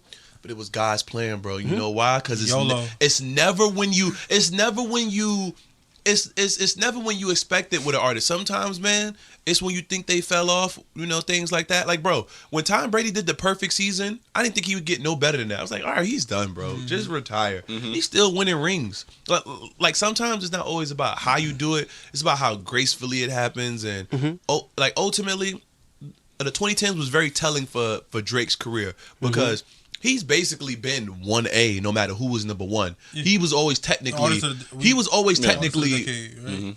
Who, Drake? Yeah, artist of the decade. Yeah, No, he's not artist of the decade. Yeah, Who's he's definitely artist of the Better. decade. Kanye West. No, Kanye West I'm is not sorry, artist no. of the I'm sorry, decade because we can't- Kanye West was already a legend when the Yeah, decade you started. can't- you He's can't- whole tier. 2000s is Jay. Yeah. 2000s is Jay, bro. Jay got 3 hit. What? Nah, I don't. I think Kanye West would. Kanye West will literally tell you musically he's not artist. Like every time you hear Ye talk about Bro, Drake in that who- way, he's who's- like, I can't separate who Kanye West is as a person and the music. They're one and the same. oh, I feel you. Bro, If that's bro, But we just talking about like it's just not fair. It's like if we really want to do Drake it, is 2010s, if we bro. really want to do it, we can say that Kanye is going to be the best artist of every decade for the rest of the time. yeah. Nah, Bruh. next decade, that shit gonna be different. Yeah, shit Bro, gonna be Drake, a lot the different. artist of the, it's gonna be Billie Eilish or some shit like that. Let me stop. But nah, it's I No, think Drake the, is the I last think the one. commercial artist of the decade, the overall is Drake, and then the Yeah. actual artist is Frank Ocean. Yeah. That's it. I'm not about to give Frank Ocean that neither. Nah. But that's not. It's not for you to give it. It's a feel like it's just someone where like. That's of the decade though. I won't. He finessed then Drake. He's out of then that who do you deal? think? Then who do you think? That deal was the biggest robbery He that finessed. ever Facts. happened in Facts. music. And it I kinda think. ruined And It ruined it for new times. artists. Yeah, it ruined like, it for new artists. Niggas give Frank so much gas for that. I actually kind of hate it. It 'cause, kinda like, self-destruct- It it was a fucked up the whole self-destruct. industry. Oh, Yeah. man. It fucked up everybody's deals. We still when got to he go did through the that list. We still got to go through SoundCloud All right, rappers. And all let's that. get through- Hold on. But I want to say this about this Drake thing. Y'all basically just talked the whole first hour about Kanye's influence and power and the music and all that, and he got the best album that came out in this decade. So Oh no, our only point is that he came into the decade already. It's It's like not he's wrong. not It's just He he's. already He wasn't Yeah. competing with niggas Yeah, at that it's point. no. We're In not 2010, disagreeing he was with you. competing with My himself. only point is that it's boring to give Okay. it to him again. Yeah. Okay. Okay, No one. Okay, so I'm gonna say Yeah. this. I got the perfect analogy because you know what? I do my research. I came prepared. In 1990, you know who they said the best basketball player in the universe was? Michael Jordan. Michael Jordan. He had no rings. Nah, well, Yeah. they said No. Magic Johnson. No. That was the end of Magic. He had AIDS Yeah. at that point, big But fella. he was considered the best. Like at that time, Magic was considered he was that nigga. bro. Look. I wasn't there. Which I- Olympics was it that was a turning point where there's 91? that magic quote where he's like, "Nah, Jordan 90, got it." 92. No, 92. Yeah. Dream team. But Jordan had already won his first 2 rings already? In '92, he beat the Lakers. He won 90-91 and 90-92 and then 90-93 and then came back and did 6. whatever. So I My, some game. and I could be wrong on those dates. We can Google that. But look, man, Yeah, gambling. you can be the best with and still like take it one step further. You get what I'm Yes. saying? So my example would be this. If next decade, if Drake keeps going, which I think he will, I think he could easily own next decade. If you think about the artists that's coming into next decade and the artists we don't even know exist, based off the artists that we have left, I feel like Travis Scott reached his peak, and that's not a bad thing. That's not a bad thing. I don't, He has. Yeah, I think he maxed out his level. I don't think Drake reaches I don't think Drake reaches And peak. The only reason why I say he maxed out is because his music is not. I don't like- think It's Drake- not Drake anymore though. He figured out the algorithm and that like I'm gonna always have the new freshest talent. I And don't I'ma think always Drake write reached for his me. potential. I don't think artists like Wiz Khalifa reach their potential. Bro, Wiz Khalifa gonna be like Snoop Dogg. He is, gonna he have is. a whole nother renaissance Yeah. and have a whole nother energy. Yeah. You know what I mean? These newer artists, if they can stay alive, yeah, I went there. If they can stay alive like physically and like theoretically, Yeah. you know what I mean? Like maybe some of them have a chance, but I always told them this. I told Sachee, I was like, at the end of the decade, bro, Lil Yachty not even gonna be not even gonna be a thing. He just yeah. You know what I'm He's saying? just here. Just here. He has a 'Cause- little moment. Yo, bro, no matter what genre, anything you into, no matter what it is, everything, the cream rises to the top. Everything It all seems- settles. Because It all what was it? settles. Episode 55, March Madness. We talked about this. I'll never forget that podcast. And it was like, out of the 3 new niggas, Cardi, Uzi, and Rocky. And I was like, yo, Cardi. Cardi, Uzi, and who? I mean, excuse me, Cardi, Uzi, and Yachty. Yachty. Yeah. And we were talking about it, and I was just like, like Cardi, I think that he's great, but I just don't think that he's going to be able to reach his potential because that was at the time when Broke Boy was not on iTunes. Like, he was still just strictly SoundCloud. And I was like, yeah, Yachty, I think Yachty's going to do good. And the one thing that we were right about was Uzi. We all knew that Uzi was going to, but it was just like, bro, at one point, It's crazy shit that it was looked way even a different. discussion. Nah, Uzi nice, bro. Uzi versatile Yes. too, bro. Uzi, and I say it all the time. I think that Lil Wayne was so powerful of an artist as an entity is that like he had to be split into two people, and that was Kodak and Uzi. It was Wow. like Kodak was the hot boy, and then Uzi was the rock star. Yeah. And that was basically him split up. You know what I mean, as an artist. That's perfect. Yeah. So who's the mumble rapper? Like who's the face of the mumble rapper? It's Cardi. Cardi, SoundCloud, Playboy Frank Cardi. Ocean. Yeah, he is the most artistic SoundCloud rapper. Yes. No question. He is just, he has it. And that leads us to another 2018 release, the instant classic, Die Lit. Yes. Die Lit. I'm going to say that again. All right. Die Lit. All right, so look, so this how we doing it. That was good. Look, so this how we doing it. Can I get another one? Yeah. Just keep them going while I'm talking. Just keep them going. So look, here's the thing, bro. We have to take one album per year. Let's do it. Other than 2014, because that shit was trash. Yeah. New York City. And we gotta make sure Shit's trash. Listen, we gotta make sure. Hold on, can you hear the bombs? You can't hear the bombs, right? He's dropping bombs while I'm talking. Yeah, but keep dropping them. The whole point is like we have to make sure we get all albums accounted for. So like 2018 might get 2 albums in the top 10 albums of the year. Who's the other one of 2018? Die Lit and what else? You ready for this bomb to drop? Yeah. Daytona. Oh yeah. No, that's I'm right there. Pushing my top 5 all the time, bro. Yeah. I thought that was about to be some hot take. I'm right there with you, bro. Daytona. Yeah. Well, let's get through this list real quick. Let me just say it. All right. We got Gangin' by SOBRBE. We got Whack World by Tierra Whack. Daytona by Pusha T. FM by Vince Staples. Mudboy by Sheck West. God Level by O3 Greedo. Nasty by Rico Nasty. Beast Mode 2 by Future. Kissy Ghost. Then you had the Rock Marcy. Oh, we might gotta put 3 in there. Drop another bomb, Chris. I'm sorry. Yeah. We can't be doing. We gotta have the hard conversation. Fuck, Nah, Victory Lab. Victory Lab. Astro World. I Am, I Was by 21 Savage. Not All Heroes Wear Capes by Boomin'. Veteran by JPEG Mafia. Taboo by Denzel Curry. Warm My Pen by Mike. Swimming, Mac Miller, R.I.P. Good Job, You Found Me by Valet. Harlan Alondra by Buddy. Supreme Blientele by Westside Gun. ASAP Rocky, Testing. Iridescence, Brockhampton. Stay Dangerous, YG. Goodbye and Good Riddance, Juice WRLD. Culture 2, Migos. KOD, J. Cole, Droga's Wave. By Lupe Fiasco. I know I'm missing some shit in here. Did Live Love ASAP age well? I just want to ask No. you. It's still a classic, That's right? the first mixtape or the first album? It's the mixtape. The mixtape is classic. Well, who? Y'all got 6ix9ine on there. Oh, yo, I'm gonna keep it a buck. No, you know what? No. How can you not? Nah. Yeah. We're lying. It was a good album. Look. This is just all I'm gonna say about 6ix9ine. We can keep it moving from there. 6ix9ine's a rat. 6ix9ine put a lot of black people in jail. 6ix9ine also exposed the entire music industry because artists that were at his caliber, that were coming up with him, were not even able to scratch the surface of what this nigga did. He broke the algorithm. 10 hits. No, I'm just saying 10 hits in 1 year. And listen, look. He has a diamond single, bro. Bro, he was unstoppable. I never seen no nigga break the algorithm like that. No one at all. I've never seen it. Keep it a buck.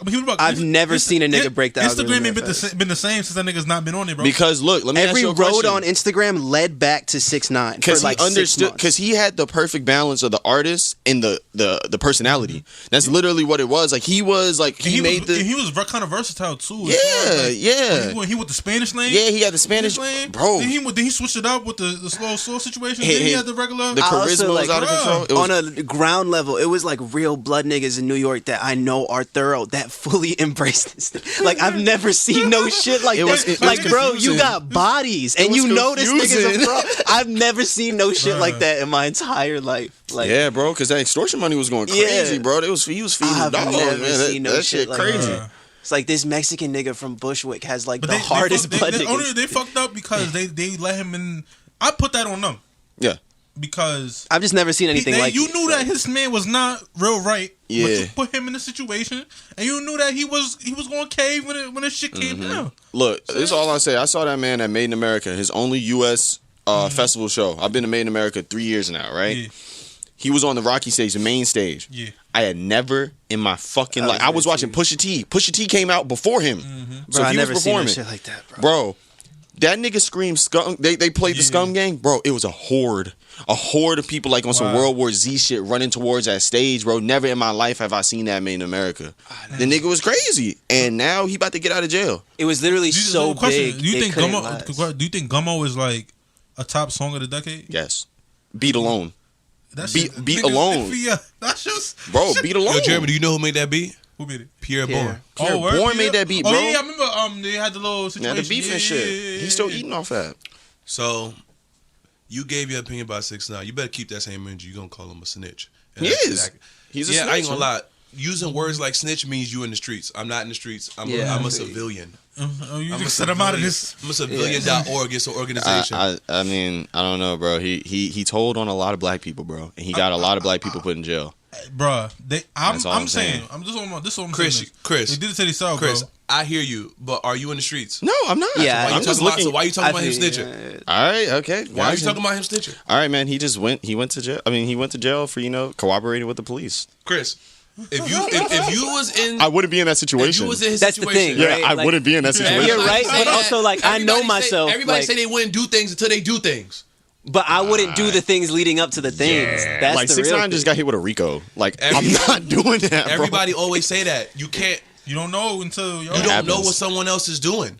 What's weird is I grew up in Brooklyn, like around 6ix9ine. He used to be in this lyrical miracle group called Loaf Music, and I just remember who he was. He was always brilliant. He always understood camera work and angles and pacing, and I watched him embrace that role. And I was just remember like, this nigga is too smart for this. Like you could have done it funny and interesting and loud without doing none of this shit. Like, you seen his old shit, like man, anime Yeah, type shit. he was on some shit. That nigga He was did on shit some with, brilliant famous shit. decks before. Yeah, Come and on. then you got pole and toe to pole, all that shit. I mean, I don't think he can do whatever he wants. He can go back to that stuff. No, he You, can't. you think he could come out and start saying, Bro, he is going to be resuming his music. 100%. Yeah, he's coming He back. gonna come out because, bro, at the end of the day, niggas don't care. I think he going. I just want to hear I think he coming out on his positivity wave with the I Max feel like- Martin I joint. feel like he's gonna he eat going it. straight pop. Yeah. Like my son, he gonna call Kanye and go to the church. I don't think so. Just on I Sunday. think that he gonna make hits, and I think that one thing that people haven't really realized, and you spoke to it, so I'm grateful you did, but how good 6ix9ine is, it's scary how good he is. I know. I want y'all to really think about this. No one appreciates that part of it. Like, really feel me on this. He used flows that rappers, like, let me really break it down.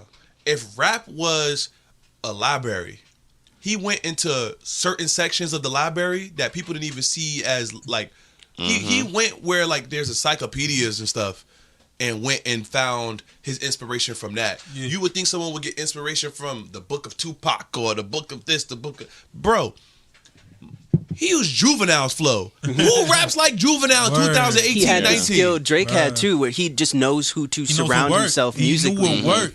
Yeah, Like, Knew what work. Like, come on, like Yeah. seriously, even like, stealing that valet flow, you know what flows to take. That like Fifi Yeah. got that, wet got that. Like you just he Bro, he got a good understood the ear. algorithm. Yeah, He knows it's like, Look, bro, look, look. people Wait, really wait, wait. forget that song is a Hold on, wait. diamond. Another Yeah. thing. That's fucking I crazy. want to kill that too on this podcast. People talk about stealing flows. All right. Everybody still Big Sean flow, so let's just talk about Yeah, that. Drake Like, made come his on. career. It's also what you're Bro, supposed to so- do. When Wait. the Migos dropped, everybody took that shit. Yeah. Wait. I could have swore all old school hip hop sound the same. 94 BPM. All Hey, all old them niggas school in the hip hop 80s, sound the all same. 80s. Yeah. Old school hip hop is so easy to mimic. I could sound like an old school rapper right now without even trying. Like, you do a podcast, you live well, and you because that was old. That's how old Yeah. hip hop sound. It's just basically You know what I'm spoken saying? word. Because they was an Word. MCs. Facts. Yeah. It don't make it wrong or it don't make it bad. It's just the reality of how old school hip hop. It's crazy sound. how generations can't hear that. Now. Like they can't hear that their shit like all sounded the same. They think this shit sounds the in same. reggae music, Sound the same, bro. Yeah.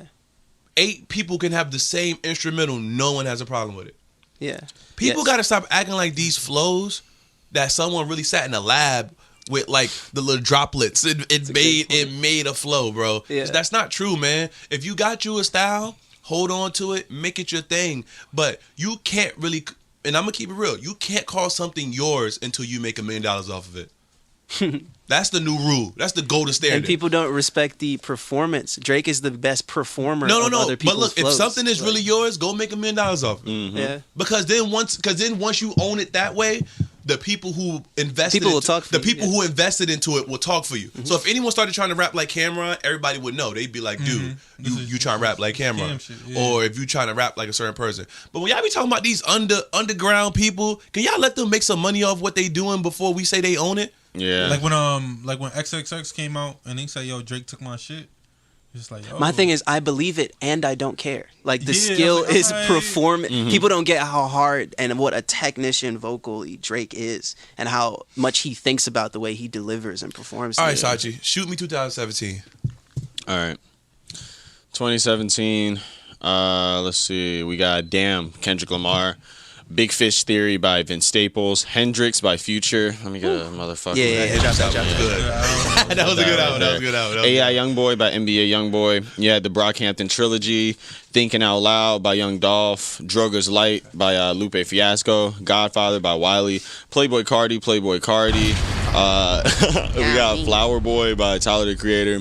444 by Jay-Z. More Life by Drake. Wait, I hope you drop no bomb for no 444. Bro, I'm definitely dropping that bomb. I've been listening Why to are you that dropping album, a bomb for 444? 44? Bro. It's aging well. It's Bro. aging well. It's aging well. Bro, Kill Jay-Z. what do you say? On the What year Magna Carta Holy Grail came out? 2013. 2013. That album better. No, it is not. It's not. That album's It's better. not. I went back and listened to it. I'm No, ready it to isn't. debate. No. Pharrell song? I ain't going somewhere No. in America. My shit though. Somewhere. Yeah, somewhere in America. My favorite one on there is Versus. Hey, Picasso? sucker nigga. Hold up, that Samsung commercial alone is better than 444. Nah, you come on, bro. Don't do this. That Come Samsung on, commercial bro. was crazy. Don't do this to Jigga Bro, Man. come on. Like, dog. You don't like natural hair, ho? I seen an Eiffel. I seen an I Eiffel. don't think he Basquiat right now. You know what I'm saying? Like, Yo, I fuck with natural hair, ho, bro. I just felt like 444 was just a more focused version because Magna Carta Holy Grail was like Jay, like okay, now I'm artsy. Fuck So, with me, you know I got it. bro. My No, nigga. the songs are better on Holy Grail. I don't look to Ho for songs. I look to him for raps. Yeah. And like 444 has great raps. Bro. The song with Frank Ocean. Yes, that's bro. The Oh, no, I song don't with like Frank that. Ocean on 444 is better than the song with Frank Ocean on Magna Carta Holy What's the Grail. song with Frank Ocean on 444? Ready for bro when he was talking about Oh, now Oceans is crazy. he said what he's talking about around friends who kill their friends and hug their friends' mothers and show up to funerals complete with blank stares, invisible ink. I had to read things that wasn't there. Memories may slip down my cheek, but I can see a side eye in my bro. That is better than Magna Carta Holy Grail. It's just Just it the is. Marcy Me as a verse is Marcy. nigga. Bro, Family You right Feud? about songs though. You Family right that Feud, Magna bro? Carta has better songs. Bro, he's rapping about cheating, bro. Dog, that I'm not shit was going for it. fire. It, That nigga, he rapping about cheating on. He said what he said. Like you a nigga playing football with your son. Yes, bro. in the future. Yes, Nigga playing football with yes, your bro. son? He was. I'm on holding it down. I still like Magna Carta. I would Holy Grail have to better. see that nigga. I ain't going. Yeah, facts, I would have bro. to see that nigga. Like yo, Bro, like, yo, he was you- going crazy on that If album. you take away the controversy of the Samsung purchase of the album and the going platinum, he forcing himself to go platinum. You take away all of that, I like the album more these days. I definitely do. and you take the fact that Rick Rubin helped that album, so you can tell. And some of those beats are like some of the best beats. Yeah, like crazy that. beats. That Tom Ford beat was crazy. That Picasso beat was crazy. Beach is better. Fuck with me, you know I got it. Beat was crazy. No, yeah, I see. Beach is better, bro. It's a more healthy project. 444 reminded me that Hove can still be Hove, which is fine. I think He turned the 444 clock was more back. That was like influential. Kobe 2016 season. Turning the clock black, I ain't going that far. Bro, OJ, bro, story of OJ. Story of OJ, bro. It's just Bro, more story of- influential. it's Like just- being on my lo-fi Yeah. rapping over samples. Yeah, just cutting it them was, up. bro, and it's all produced by No ID. Like, come on, it's just a rapper's a real rap. It chill was a album, rapper's bro. rap. It album. brought like back that like producer artist lock Yes. in. Let's make some simple shit that's That potent. shit was just Shout outs so to No hard. ID. I'm not discrediting No ID. No ID got some of the best beats. Oh, of let's keep it 2010. going. Let's keep it going. 2017, you also have More Life by Drake, Rather You Than Me by Rick Ross, Suck a Nigga Dick or Something by Side Baby, Too Hard by Lil Baby, No One Ever Really Dies by NERD, Project Baby 2 by Kodak Black, Fire. ASAP Mob's Cozy Tape Volume 2. I think did Cozy Tape Volume 1 come out that year also? Or I think that was before. 2017. Okay. Come Over When You're Sober by Lil Peep. Forever Is a Mighty Long Time by Big Crit. Future by Future. Super Slimy. Nudie Land by Young Nudie. Whew. Fire. Whew. Lord have mercy. Culture by Amigos. Iconic. Rosebud's Revenge by Rock Marciano. And Beautiful Thugger Girls. Let's go to 2016. And then 26. Whoa. I think we're. Should we already? We don't have anything else to discuss about 2017. We don't like, bro. There was some crazy shit this year, Bro, I'm not gonna lie, nothing really like More Life bro. came out. Culture, That don't count as an album though. Culture is Some of the important. albums. culture is important. Nah, culture is important, but that goes without saying. I'm like we gonna get into the Migos. and Okay, things like okay, that. okay. Like, we gonna get into that. All All right. 2016 is 2016 is crazy. It's just like a lot. All right, we got Coloring Book by Chance the Rapper. There we go. The Life of Pablo by Kanye West. There we go. We got It From Here by a Tribe Called Quest. Blonde. Blonde. I don't even got to keep going. Blonde. Untitled Unmastered, Kendrick Lamar. Malibu, Anderson .Paak. Fire. Views by Drake. There we go. Passion Pain, Demon and Slam. Passion You a Pain, Views and person Demon too? Slayer. I fuck with you. There we go. For Your Eyes Only by J. Cole. Lil There we Boat go. by Lil Yachty. Run the Jewels 3 or Run the Jewels. Jeffrey by Young Thug. There we go. Atrocity Exhibition by Danny Brown. Great album. Hellboy by Lil Peep. Lil Uzi Vert, Verse the World. Woo. Blank Face LP, Schoolboy Q. Lil Uzi versus the World was cool, but Love is Rage 2 Love was is Rage crazy. 2 is Love is the Rage one. 2 is Yeah, crazy. yeah. Four of us? Nigga, four of us going crazy. Wait, this low key. This Hold low up, key, hold up. I think that's No, also 2016. No, that's no. Love is Rage 2 don't. that's the album. You thinking about I'm thinking about the album. You think about that came out 2017 then. Okay, because you ain't say that 2017. Yeah, my bad. All right, Shit. cool. Then we got Yes Lord by No Worries. Fire. Instant- Anderson's best album. Instant classic. Yeah, definitely. A Good Night in the Ghetto by Kamaya. The Sun's Tirade by Isaiah Rashad. Bottomless Pit by Def Grips. Telephone by No Name Gypsy. You got Still Brazy by YG. Slime Season 3 by Young Thug. Let me start writing this down. Konnichiwa. I'm starting. Woo! Konnichiwa. Woo! The Divine Feminine by Mac Miller. Big Baby Dram by Dram. Lil Big Pac by Kodak Black. Ooh, I know y'all know that one. I'm not gonna lie, Kodak Black is weird because he's one of those artists who I listen to a lot, and he got a lot of projects. I don't listen to none of the projects in totality. Yeah. It's just I could just pick some songs, Songs and I'm grateful for those songs. Word. So I feel. And then two more. And then you got Birds in the Trap, Sing McKnight by Travis Scott. Dope album. I think that's my favorite Travis Scott album. And then Savage Mode, 21 Savage. I know we don't probably miss it. So low key right now, I only got 2 automatic lock-ins: My Beautiful Artistic Fantasy and Blonde. Yeah. Now I'm working towards getting. I'm gonna put Daytona right now, just because. I'm probably going. I gotta talk to. I mean, Bandana. 2018 is a weird year. I'm gonna have when we get further, Bro, he just did 2016. Yeah, but we got it. Bro, 2014. He already did 2014. I feel like some shit 2015. Yeah, we didn't talk about 2013 yet. You remember when we said we were gonna go backwards? A lot I know. of the best albums probably like 2011, 2010. All right, let's go through 15 because 15 is a crazy year. 15 All the is future Super tapes. Saiyan year. All right, I think we might gotta bump it to 15. 15 hours. 15 hours. We gotta Alright. bump it to 15 hours only because like 10. Somebody gonna get mad if we got 2 Kanye albums, but Pablo go crazy. Fuck them. Like Nah, I ain't Pablo. gonna front. I ain't How you get mad at a nigga fat? Nah, because look. I'm gonna give you an example. He's the greatest artist of our lifetime. I'm gonna give you an example. Steve Jobs pushed it forward with the iPhone, but the iPhone was just he showed how to make touchscreen just easy for dummies. Multi-touch. But then the iPhone 5 was like, woo. Yeah. Shit was looking like that shit like sex without a condom, nigga. That Yeah, shit. facts. 2015 was an amazing year. I think a lot of people will say it's arguably the best of the decade. 2018 looking. So I'm just saying, we talking about 2015. I'm gonna give you the albums. You can come to your conclusion. Read them out to me. To Pimp a Butterfly by Kendrick Lamar. Summertime 06 by Vince Staples. Dirty Sprite 2. Monster. Let's just make it all one thing. Yeah, Because it's Monster, Beast Mode, 56 nights, and then What a Time to Be Alive. Oh, nah. Bro, it starts with Monster and then ends with What a Time to Be Alive. What a fuck. Look. You remember the memes with the future with the trophies? And Yes, shit? that's it. That's the But year. look. We ain't even we ain't even got Barter 6. Young Thug. Damn. But that's not DS2 though. Yeah, Yeah, but it's still Dirty Barter Sprite 6. legendary. If you read This Is Too Late by Nuts. Drake. Nuts. Crazy. Jenny Depp by Def Grips. I Don't Like Shit, I Don't Go Outside by Earl Sweatshirt. Slime Season 2 by Young Thug. That's my favorite Thug That's his project. best project. Now, my favorite Thug. yeah, At Long Last ASAP by ASAP Rocky. Shrem Life by Ray Shrem. That's heat. That's a classic. That's a classic. That redefined pop music. Bro, Facts. 100%. Bro, Facts. niggas don't give Sway Lee credit. Niggas that intro? sleep on that He man. said, got me his phone on something, fuck with me. Niggas made niggas freeze. Yeah. Oh yeah, like you said, Beast Mode by Future. Samantha by Toro Imoa, 56 Nights by Future, Good AM by Mac Miller, The Documentary 2 by The Game, Tetsuo and Youth by Lupe Fiasco, Sorry for the Wait by Chief Keef, What a Time to Be Alive by Drake and Future, Before the Money, Joey Badass, Cherry Bomb, Tyler the Creator, Drink More Water 5, I Love McConan, and Travis Scott, Rodeo. Yo, I got a question. I'm listening. Do we disqualify if you're reading this is too late?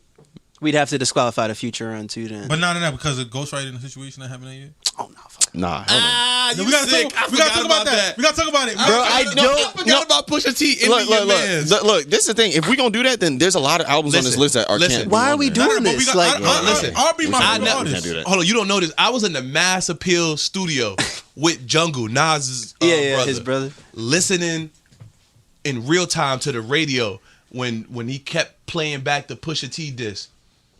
And I just want to say that I'm saying this on the podcast. I don't give a fuck, bro. We knew who told Drake before Drake knew. Yeah, I mean, we knew who told on Drake before Drake knew, bro. Yeah, Oh, that shit. I had to. I'm gonna go to. I'm bro. going to the grave with that motherfucker. Yeah. It ain't about going to the grave. That shit I don't want to going- say a name, but I think I know. Can we just talk about this when we get off the air? I gotta ask this question. Low-key. Yeah. But just know, bro. It's certain things this podcast has blessed people with. We knew Virgil was going to Louis V before everyone. Yeah, yeah. Before everyone. We called it on the podcast. Yeah. And we also knew what happened with Drake in situation and all that, man. 40 took an L, man. Yeah. I mean, Pusha T talked about it. Pusha T talked about it on the Joe Budden podcast. Pusha T said that 40 was pillow talking. You know what I mean? Yeah. He's pillow talking. He was putting out his gripes, but that's not fake. That's factual. Oh, yeah. And it's crazy because Drake thought it was Kanye the whole time. He was probably like, he's my neighbor. He probably listening to me. Yeah. Kanye wasn't worried about you, man. That man was trying to make domes. While you trying to make domes, you was having kids with people that people wasn't, you know, happy about. Man, that year. But no. I thought you were talking about the Meek beef. Meek. We talking about Meek. We talking about Meek right now. Oh, Meek don't. Oh, I forgot. But back to back. No, Exactly, you forgot. I don't care about that. That's why that but that's- ghostwriting shit doesn't ghostwriting- matter because the but it's decade is over and we don't care. Yeah. No. Yeah, I'm gonna tell you why I don't facts. care about that because Pusha T was like he came back and avenged Meek That shit Mill. mattered. He avenged him. Yeah. He did everything Meek Was couldn't supposed do. to. No, he was couldn't. No, he did my everything nigga Meek couldn't was do. Using that shit like Batman calculated. Look. This no offense. I Hell of a love Meek dad Mill, thing. but Meek Mill at his heart and his core is a hood nigga. Word. And all he want to do, like, he'd rather shoot you before he'd explain himself. Word. Yeah. Facts. You know, Facts. even on the second disc, he was like, "And you let Tip Man Pit." He was like, Yeah, "Man, bro. fuck this." Like you could tell he didn't even have breath for him. He just knew I'm more of gotta a say man's something. man than him. But Pusha T and I'm is not a have to defend complete myself. sociopath. Pusha T, A surgeon. Yeah. Pusha T He's has been surgeon. waiting his whole career. But yo, bro, Yeah. you know what's so funny about the W freestyle, bro? Is that we're not W. Story of Story of Adidon. Adidon. Yeah, story of Adidon is that it's not even like when you listen back to it, he not even. It's kind of like Ether, like where you like you can't really throw it on. It's like, but you hear you like, Oh, you a damn, sociopath bro. if you listening to that But every it's just day. like you That's- just throw it on, you like, yo, this nigga was just really violent. They called you a bad father. He called his father No, a bad he father. said This nigga your said hell of a father's a bad dad thing. father. And then you're living. Hold on, You're Julie. literally completing the He was cycle. his therapist. Like, really feel me on this, Julia. Look, no, he said, Drake, I'm going to beat you at rap because you're not mentally equipped to battle against me because your father's a degenerate Nigga say your father was and you Steve Harvey. and your dad isn't fit enough to be a father for you. Hence the Steve Harvey suits. He said that's why he left your white Jewish mom, basically. Question his blackness. And then he said His hair don't nap enough. And then Yeah. he said, you, Drake, questioning your own blackness because of how you look and your identity, which led you to wanting to diss someone like me and my queen. But since you want to talk about my queen, let's talk about your queen. And your Beyonce, that's queen the fools that you may see at and your Beyonce. queen did soft God. porn. Oh And- my God. And you're having a baby with her. No one knows this. And I fucked up your Adidas drop. And he also messed up his Adidas rollout. And then he posted a picture of him in blackface. And he also posted a picture of him in blackface. Nah, he was ready. He was on. He had I never heard it, like, nigga- laid out like nigga this. probably had This like shit is 2 crazy. No, it was the digging equivalent- online and Yeah, shit. facts. Like Nice. it was the equivalent of someone who's been able to stalk someone for years and finally tell them about who they are. Yeah, he been waiting. And I know when Drake heard that, he probably looked at his friends like, I don't even think they knew this. You know what I mean? Like, It was a year later in the shop on with LeBron shit where he was still hurt. Like you No, saw how he- much that shit Nah, hurt. nah, him. Yeah. LeBron was got that He nigga said, was what signing shit like. What he said? What I tell you? You said I can't disappoint you, Dad. I could never let you down. had me No. dead. It That is, shit had me it is weak. something to marvel at when you get a chance. It is. I never saw it Like laid you out. listen to it on the car ride home, like Google Story at Adidon, and just listen to the way Pusha T's talking to him. Yeah. Then the perfect backdrop. He used the beat from the Jay-Z song, The Story of OJ. Dropped it on So he's Flex. basically just giving you a And story. he also He released the name of Drake's son as the name of the Bro, song. how you got the name of the nigga's son, bro? got the name of this name, son, That's- because Drake told 40 that and nigga was- 40 told the person he was sleeping with. So he's a woman. That shit is. I'll shout out tell you to this. cancel culture. I'll tell you this, man. I remember listening to Duppy Yeah, yeah, Freestyle. he and I just saw dropped him, some shit. He said the invoice. I was like, yo, this nigga Drake. Nah, like, he was feeling himself. He was yeah, like, he was feeling nigga. himself, bro. He Yeah, was. What's crazy? He was like, this for Lil Wayne, nigga. All that Yeah. beef for Wayne back in the day. Facts. It's nothing worse than swinging your best shot, and it's like anime. That's When, the like when you hit a character and then like they feel like unmatched, Nani? and he turned back smiling. He was like, "You fool!" The worst part about this No, Duppy she freestyle knows. is fire, and it didn't matter. Facts. That's the craziest part about Duppy it. freestyle is crazy. It just It didn't is. matter. It's just like, bro. It's kind of like It's just like, bro. It's like you got the best basketball player on your team and you played him against an NBA player. It just doesn't matter. No, it's like you got the best Yeah. basketball player, and then you shot him in the face with a pistol. And yo, that shit is crazy.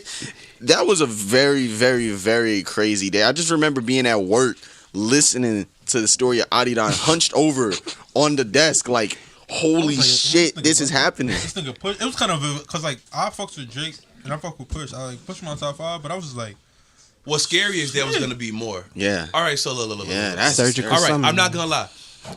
I didn't have my research enough for 2016. You just dropped some bangers in 2016. So Wait, we got no. That was 2015. You just said, right? Or was that 2016? That was 2015. I just said. Yeah, 2015 was crazy. Also, wait, I don't know. I think what was that 2016? I got to throw that in at 99.9%. K-Tronada shit? Yeah, I got to put that in there. I forgot Fire. to type that, but I just thought it out of my head. But nah, I think 2015 was one of the most interesting years because it was like, that's why I think that What a Time to Be Alive, other than Watch the Throne, is the best collab album of this decade. Because it like was nice little came out of nowhere sometime. Nice little situation. Because the thing about it was that, like, if you look at 2015, Drake was on this side of the beam, and Future was on this side, and then they met in the middle. And then, All right, so can we go ahead and just knock this out then? The top 3 collaboration albums of this year, of this decade, is What a Time to Be Alive, Watch the Throne, and Kids See Ghosts. And Kiss He Goes. Oh, yeah. And then you know what I'll slip in there also? Without Warning. I'll put Without Warning also in there. But Jeremy, are you cool with that? I'm fine with that. Yeah, it's not even. That's by far the Cool with answer. that? Yeah. I feel like that's easy. That's easy. That's easy. So that's done. That's easy. So we're gonna say it one more time. Watch the Throne, What a Time to Be Alive, and Kids See Ghosts. Yeah. I don't think there's no debate. I think those are the best collaboration albums. I don't even want to talk and think about It just anything else. it makes the most sense. Yeah. Yeah, It makes the absolute most sense. I think that's cool. Yeah. I'm fine with that. Okay. Wait, we ain't missing nothing, right? I feel like we are something I'm not thinking of. It's Collab something. albums there weren't, unless you want Wait, to count. are we like, talking about rapper, right? We Or talking about rapper. rapping around. We're not talking Rapper, about Freddie Gibb and okay. Mad Lib. Yeah, I was about to say, that was my list. Rap groups is not included. Yeah, rap Yeah, groups. rap It got to groups be not 2 included. rappers. It got to be 2. That's what I'm saying. Without Warning, yo, the album was crazy. The album was. That's the only other album that has that type of format, in my opinion. That was that good. Only thing that would have been close is Playboy Cardi and Uzi would have dropped Yeah, a tape 1629. together. If they would have 100%. dropped that together, It's something like that. 1629, or if fucking Cole and Kendrick would have ended up doing that Doing shit. some shit. They got 2 months. All right, so look. They got, That shit 10 days. I mean. All right, so we got one list that I feel good. So we got one thing down that's unanimous. I feel good. Okay. Let's go to 2014. No, we already did 2014. Oh yeah, we got. All right, so Yeah, let's go to 2013, Let's go to Crazy. 2013. which is arguably Crazy. the best. Again? Yes, bro. I'm telling you, that's what's crazy about it. It's arguably. You can 2013 argue is it. bad. Like, bro, Stressing me out, but listen. come on. Yeezus by Kanye West. Okay, Yeezus. Old by Danny Brown. Okay. Nothing Was the Same by Drake. Fire. Okay. Long Live ASAP Fire. by ASAP Rocky. Acid Rap by Chance the Rapper. Doris by Earl Sweatshirt. Watching Movies with the Sound Off, Mac Miller. The Luca Bracey Story, Kevin Gates. Motherfucking Because the Internet. Fire. Childish Gambino, Magna Carta Holy Grail. Indica. My Name Is My Name. Wolf. FBG the Movie. Trap Lord. Young Rich Niggas. My Migos. Wait. You just named a bunch of albums that would be good if those artists didn't make another album. What do you mean? Trap Lord is still A$AP Ferg's best album. Yeah, but it ain't top 10. That's Young all Rich. I'm saying. I'm just saying, Young Rich Niggas, 1017 Thug, ESGN, and Born Center. Born Center on the list. Born That's Center. actually my favorite. It's on the Call. list, bro. Born What? Center is not on the list Born of Center- top 10 albums of the Nah, decade. nah, nah. It's not Of the the bottom. decade? It's not the Nah. bottom. Nah. It's not the bottom. It's not I like think 2014 is better than that. And 2014 ain't on it. I disagree, but it's more important. I actually see, like Born Center. I see what people say about Born. It was his last album where he wasn't like. I'm not dusty. gonna lie. Yeah, exactly. Yeah. And this is no offense. You my man's 50 grand. This is a Woody versus Papi list. J. Cole can't touch that list. Yeah, Oh, man. He not Cole at not nothing. there? He not there. He not bro. there. Oh man, Bro. Even with the no features, he not there. bro, bro. 2014 was that's the only one in my opinion that I could feel comfortable putting on. My a thing is list. just like, where's the influence? Like, Bro, who where's- sound like it? I'm Like, telling you, bro. like, bro, that's why it's gonna be a lot of between him and Kendrick. I don't really know I feel like their influence, him and Kendrick, are indistinguishable. I feel like the niggas that I like Cole more than Kendrick. you like Cole more than Kendrick. Yeah, I'm not only, mad only at that. 'cause, like, Damn, I feel bad because it's gonna hurt you because To Pimp Butterfly go to that no, list. 100%. I would never deny the album. Facts. It's a good album. It was like a mix of funk and like it was like a culmination of culture. Yeah, he Like, when it brought put- back and the I don't tribe fuck shit. with Kendrick at all, but I give credit where it's due. I'm a fair nigga. You feel me? Mhm. But I like Born Center.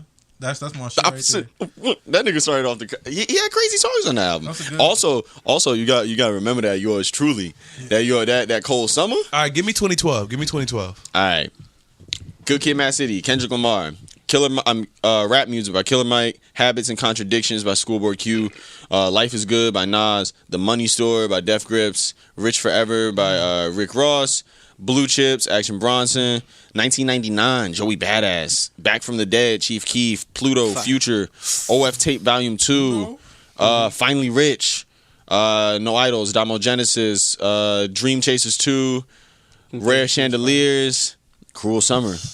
Only thing is, That Cruel Summer. It did it, but it wasn't like it Wait. was something missing on Cruise Summer. Yeah, I agree. Yeah. There was something missing with the Yeah, album. Yeah, it was just really busy. Like, Yeah, it was. It felt like a lot of people was on, like, there was a lot of people on certain tracks. Like, it's Cruel Summer. It's not. It's a not. lack of Kid Cudi, too. It's a compilation album, but it's Yeah. just a little different. It's just not. It wasn't as good as it should have been. No, I think it just wasn't highly touted because it's hard to get that many people in a room and Yeah. tour and do things like that. But every time they came together, like, bro, that album got a bunch of #1 hits on You, it. you remember the picture of them all at the BET Awards when Travis had that short hair? Yeah. Everybody was wearing white. Talking about when Kanye did that performance and the Yeezys was glowing. Bro, that was so crazy. Yo, that's another culture defining I'm moment. gonna keep it 'Cause I ain't gonna up. lie. I found out who I was with after that. Did Moses not curse the water with the king? I'm gonna keep it real with y'all. I cried when that came on. Let me tell you why. Because watching awards in my household used to be a big deal. Yeah. Like watching awards and stuff. And I've watched awards with people who don't listen to the type of music I listen to. That usually is their first time of being introduced to an artist because they're forced to listen to them because they want to watch the awards. So a lot of times, like a mother who will never listen to Kanye, or a girl who'll be like, he be getting on my nerves. I like that one song. Like, they had to see him do something that he would have did on tour for the first time. And that was different for me. You know what I mean? Because at that time, a lot of people were still trying to like ride him off, and he brought the black community back, and I like that. I had liked that. Bro, But Kanye the only person that can't get canceled, bro. He can't. He said y'all tried to cancel. He was the first person to get it's like, yo, canceled. you He said it at Howard. He do some shit. He do some shit, and you like, I want to hate this nigga, but It's just, Kanye West, bro. like, It's because he's so honest. hey, like, all right, look. Wait. Let me ask y'all this: What are musical moments this decade that brought tears to your eyes? Like what you said that shit made you cry. What is something else that made like this? That's a I mean, great everything question. made me cry. I went to watch Throne concert, and they was on two squares, and the square come up, and then they got Givenchy sharks on it, and Jay-Z like where he at, and Jay-Z look at me, he's like, "What's up?" And I'm like, "Oh, Yeah. shit." You know what I'm saying? That Like, Otis video feeling, like seeing like the two gods, like nah, but it's deeper than just the Otis feeling, because like if you go to some of these concerts, man, bro, like I ain't gonna lie, man, I went to that Igor concert, just beautiful, bro. Different. Or like I don't know, it's like Yeah, that Frank Panorama. Frank Panorama. Nah, I ain't gonna lie, it ain't like I'm just a crybaby, but like ain't no really emotional moments in this decade, bro. I know X died, I know Mac Miller died, I know these artists is dying, but I ain't gonna lie, bro. Like The first time I shed tears to a song was watching the Yeezy season shit when it's too much Instagram going on, man. when what you call it It's too much Instagram going on to be sad. too distracted to be sad. Yeah. Yeah, man. it ain't even sad you though. know what it is? You don't have time to like emotionally everything's going so process things. fast that you don't got time to like let something sink in. No, you're right. Father Stretch My Hands the first time hearing that song. I didn't okay, know I'm what to lying. do. So yeah, I ain't gonna that's lie. what I'm trying to say. Like, nah, you weren't there. Shut up. no, I watched the video though live. MSG, bro. Yeah. Yeezy season 3. Yeah, bro, that shit was ridiculous. Yo, all right, give me 2011, and then we gotta compile this damn list. Yeah. All right, Take Care, Drake, Watch The Throne, Live Love ASAP, ASAP Rocky, Trilogy. Woo! You know what? Let's just name all the motherfuckers. Well, Trilogy by the Weeknd, right? House of Balloons, Tuesday, Echoes of Silence, Yeah. Triple X, Danny Brown, Return of Forever, Big Crit, Section 80, Kendrick Lamar, Goblin, Tyler the Creator, Dream Chasers, Meek Mill, Wrath of Cain, Pusha T. That's the first time you said Meek Mill name. You ain't No, said I didn't. nothing. I said- No. You said Dream Chasers too. Yeah, I said Dream Chasers too also. But what about Dreams and Nightmares? That's on. That's a mixtape. Ain't Yeah, that? that was an album. Oh yeah, it was an album. Yeah, it was that his first that was the studio first album. I don't know. I didn't. It had House I didn't Party get to on put it, Everything a bunch on of here, but Welcome to my house, party. 2011. That's another year people will say, bro. It was just that kind of was like a ground. That was kind of like the ground. Nah, you just read that year up pretty quick. That wasn't all that. Nah, I'm saying That year's fire to me. bro. Was Channel Orange that year or was it No, 2012? that's 2012. But Nostalgia Ultra is that year, right? Yeah, Nostalgia Ultra is 20. Bro, all right, 2011 so look, was I heat. thought this was gonna be hard. This ain't hard for me. Nah, it's just I that need we y'all to figure haven't y'all's out put so all the we other can- genres in. So we can, squeeze it down. All right, cool, man. And Get this then shit ready just to run it back for 2010, My Beautiful Dark Twisted Fantasy, Kanye West, Everything's Bass by Lil B, Sir Lucius Left Foot, A Big Boy, Thank Me Later, Drake, Teflon Don, Rick Ross, Flockavelli by Waka Flocka. Niggas, let me drop a bomb on that motherfucker one time. Cushion OJ by Wiz Khalifa, Friday Night Lights, J. Cole, Man on the Moon 2 by Kid Cudi. Wait, Cushion Orange Juice came out 2010. Yes. All right, so we gonna make a short list for mixtapes.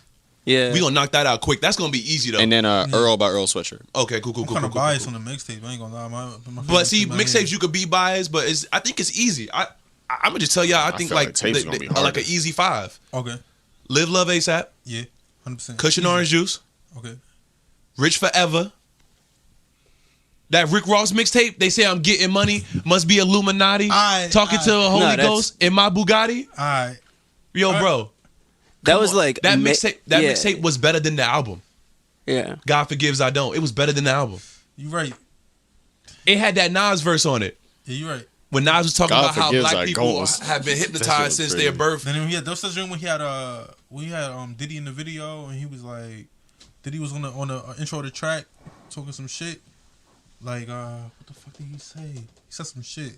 I was like, okay. That's a dope Ross tape. That's a very slept on Rick Ross tape, especially those songs. I ain't man. gonna front. Hold on, damn, Sachee just named a couple more mixtapes and then we could be done with that shit, bro. Trilogy is on my shit. Trilogy up there. Trilogy. Oh my God. That's up there. He just- That was the first. All right, nah, yeah. so Trilogy did. Ross, Wiz, Flacco, there got to be a Future mixtape.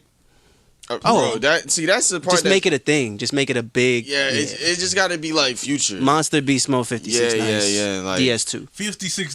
Oh, that's some I shit. think What about 56, Purple Rain, though? nah, Purple Rain go crazy? Nah, Purple That's Rain. January. Then Nah, it was at like the. it was the tail end of the sauce. Like he was just getting out the extra sauce. You It got to like, be another mixtape that nigga released- that's like unanimous. We Nostalgia missing. Just Ultra. real quick. I mean, You know what it is? It feel like it, but it's just that it came out in 09, but it's so far gone. That's Yeah. the one that feels like we're missing. Nah, it ain't. I'm thinking about another artist. I'm gonna give credit just because this artist is like he kind of opened the lane for like the next generation. Mhm. I'm gonna put A Boogie artist mixtape. oh nah, that. Nah, but I can't put that over like Speaking of Amigos nothing- mixtape.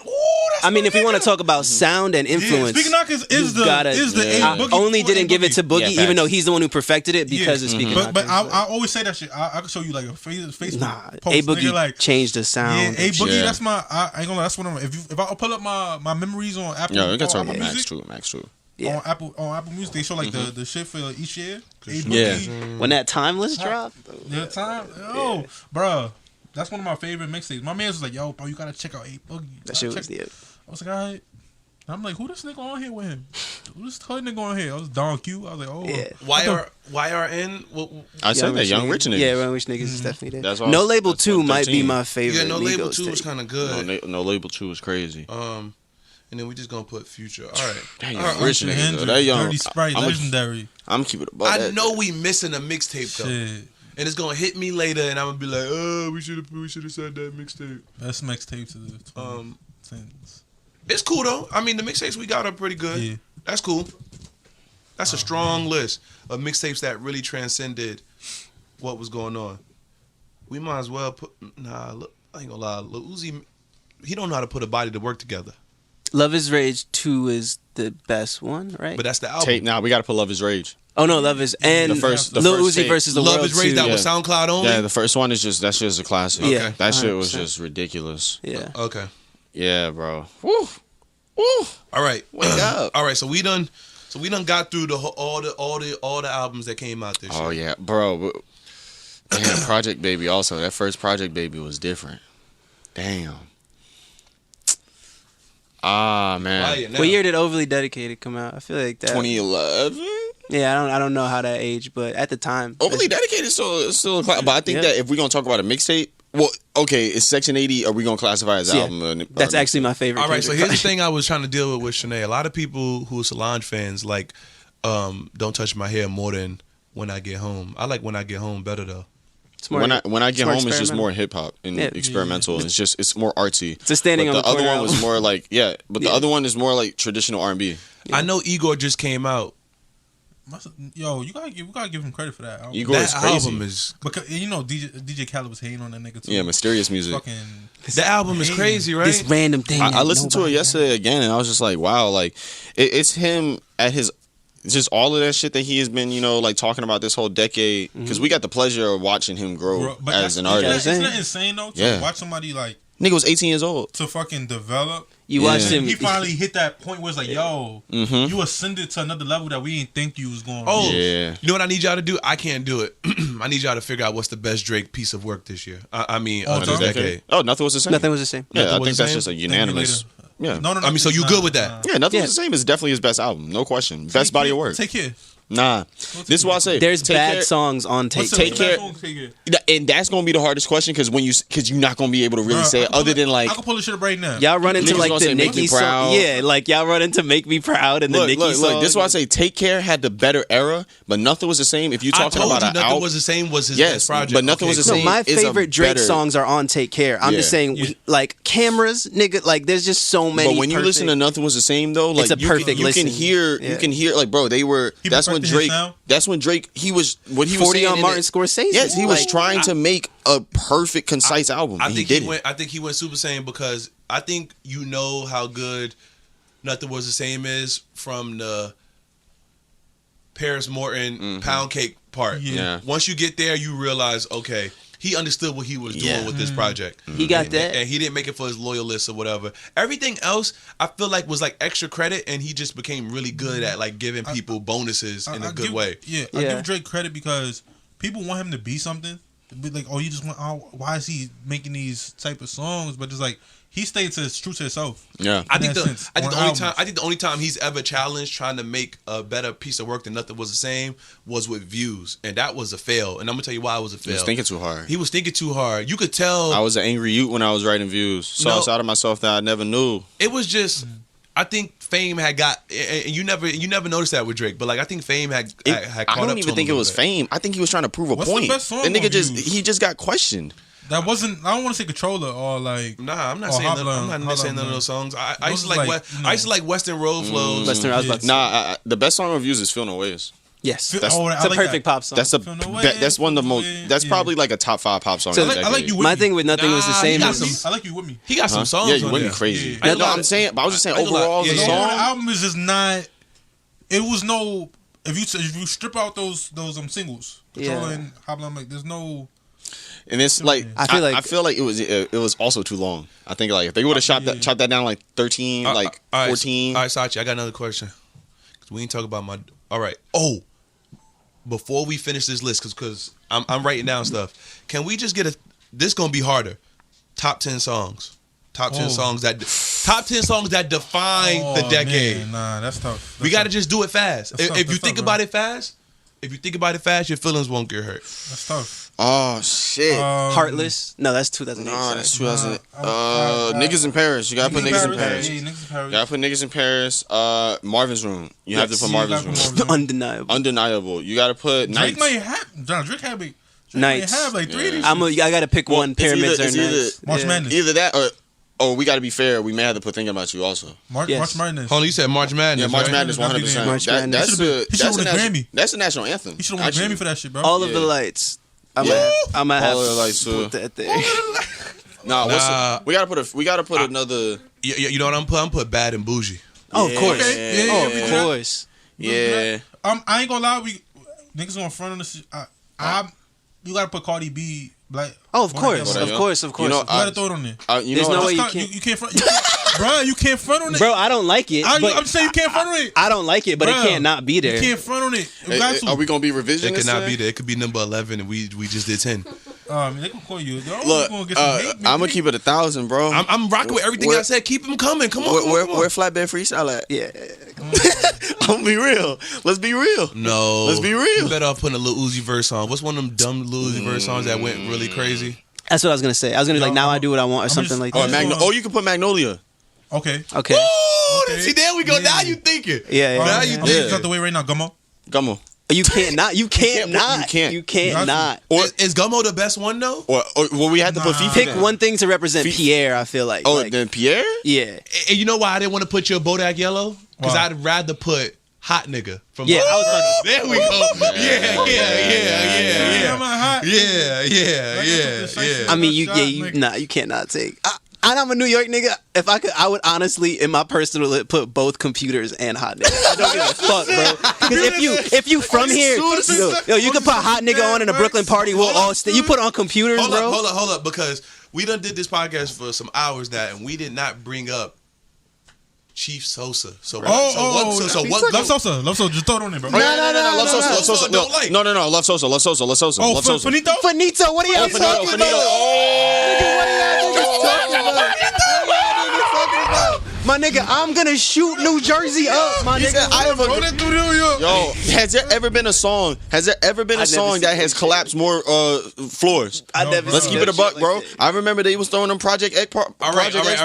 Now I'm gonna go corny. on y'all a little bit. All right. Can we put the work remix?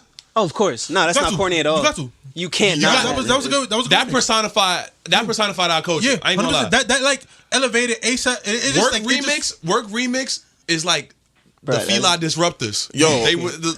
Are we going? It had everything good about New York. It had French doing like a lazy. We also forgetting like, something. We also forget.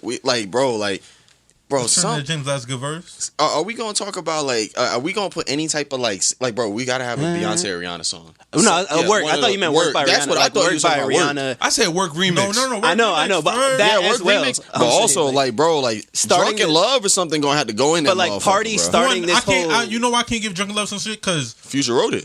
No. Because The Weeknd and Kanye had a better version than the version that came out. So I mean, bro, The Weeknd was just like, all right, I got a song already, so I'm gonna just sing my voice. I know you said All of the Lights, something like that. You better off saying either Monster or Devil in a New Dress. No, I'll pick Devil in a New Dress. Devil in a New Dress because of I'll pick Devil in a New Dress. All the Lights because it just transcended. Like it's still. I think that you still see commercials. But what do you listen to more now? Bro, we really didn't talk about Yeezus like that, bro. Niggas may have to put Black Skinhead. Niggas may have to put New Slaves, bro. Even just hearing press and play on the album and hearing on site changed my fucking life. We only got a slot for one more song.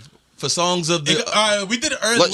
What about like? Oh, I don't think we got one because we need some pop shit. I forgot to put Gummo. Yeah, we gotta put pop shit. Because Party started this whole dancehall Afrobeat wave with work. That's I really never seen no shit. Yeah, I'm gonna read y'all the list back of top 10 songs, and we can maybe add 1 to 2 more as just maybe some ties. So we got Gummo. Yeah. Got Devil in a New Dress. That's unanimous, kind of. Low key. Just as cause we don't got no normal songs. Maybe Work Remix come off now. But Work, it go crazy, right? Work, it gotta come off. You sure, bro? It gotta come off. Bro, I don't think it come off. As a Harlem nigga, I cannot do this, bro. I think we're too biased to tell. All right, listen. Are we gonna keep going? Finito. Yes. Yeah. Then we got Bobby Shmurda. All right. Then we got Magnolia. 10 out of 10. 10 out of 10. Maybe Magnolia come off, right? Maybe. Because I'm not gonna lie. Other than the hook, I don't think nobody know the words. That's just Cardi, though. I don't think you can hold that against them. Who know the words of Flatbed Freestyle? Exactly. Niggas know the phonetics. Yes. All right, Bad and Bougie. That's unanimous. Unanimous. March Madness. Yeah. Undeniable. Niggas in Paris. Yes. And then I got a dark horse that none of y'all said. Skepta, It Ain't Safe. It's Is like that the grime it's song? for Is us. it like it's for us though. It's Yeah. for us.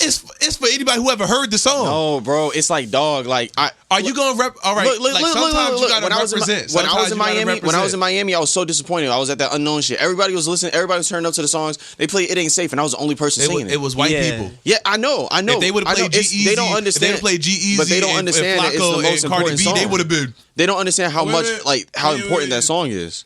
What about fucking problems? Oh, Nah, I don't think it aged. None it of didn't these, age bro. well. It didn't age well. Yeah, Fuck in my hood, is this head, finale? Yeah. Don't turn into a pit rally. It didn't age well. Yeah. I mean, I don't know. I feel like we're got some definitely shit in here? we didn't put Birthday song? I don't. Yeah, no. We do got Future. We got March Madness. We got March Madness. March Madness. I think that solidifies him perfectly. I ain't gonna lie. Bro, we ain't got no I wanted to thug say it, songs. but I ain't want y'all to go too crazy. That Versace remix with Drake. Sachee. Wow. But I feel like that goes in that era with like the Trinidad James all gold everything. Yeah. It was like songs that was great for that I mean, year, can but we- didn't move past that He year. didn't elevate past that track. It had a moment.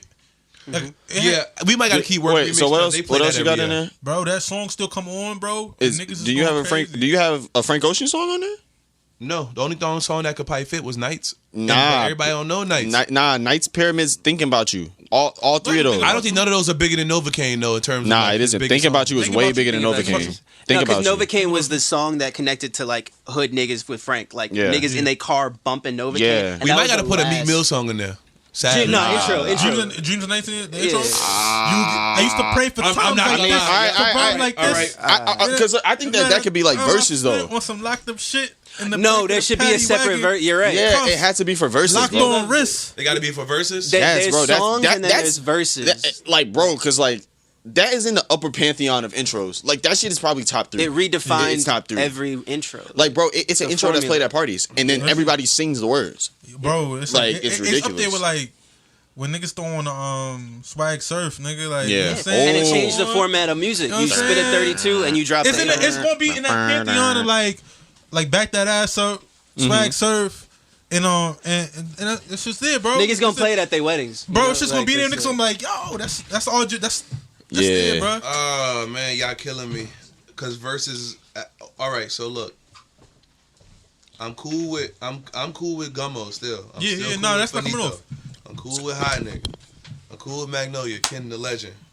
I'm cool with Bad and Bougie. I'm cool with March Madness. I'm cool with Niggas Ain't Paris. It seemed like a sound list. It's a fire list. I know It's we gonna be missing one shit. thing we think about an hour from now. We where missing we're like, shit. We missing shit. I know we are. We definitely missing something, Frank. We missing. Yeah, we like, bro. It's gotta be Like, something. I'm He trying to invented think. a genre. Like he invented all of alternative R&B. Like, bro, facts. Niggas, yo, for real. Like, I was talking about this shit a few days ago, and I had to run through, and I was looking at Miguel's shit, and I was like, bro. oh, Adorn. Yeah, Dorn. Like, It's still, but I don't think it like. A lot of things don't get past a year or two. Yeah, bro. Nah. It had its moment. It had a good moment. My but, thing with like Adorn and with Hold On We're Going Home is like these are niggas' wedding songs. Yeah. Like, Yeah. Hold like on. it's, Adorn. not- yeah, you- Adorn, not even just Adorn. What else was the other one? we got Drake on that list, right? Yeah, of course. Yeah. Drake on that list? oh wait, He bets me? that might be the big thing. Oh, nah, no. All right. Magnolia got to come over there, bro. Yeah, Magnolia. Magnolia come fuck off. Yeah, off. yeah. Drake has to be on the list, bro. You're gonna pick God's Plan. You gonna right? pick Nah, it's not God's plan. Fuck no.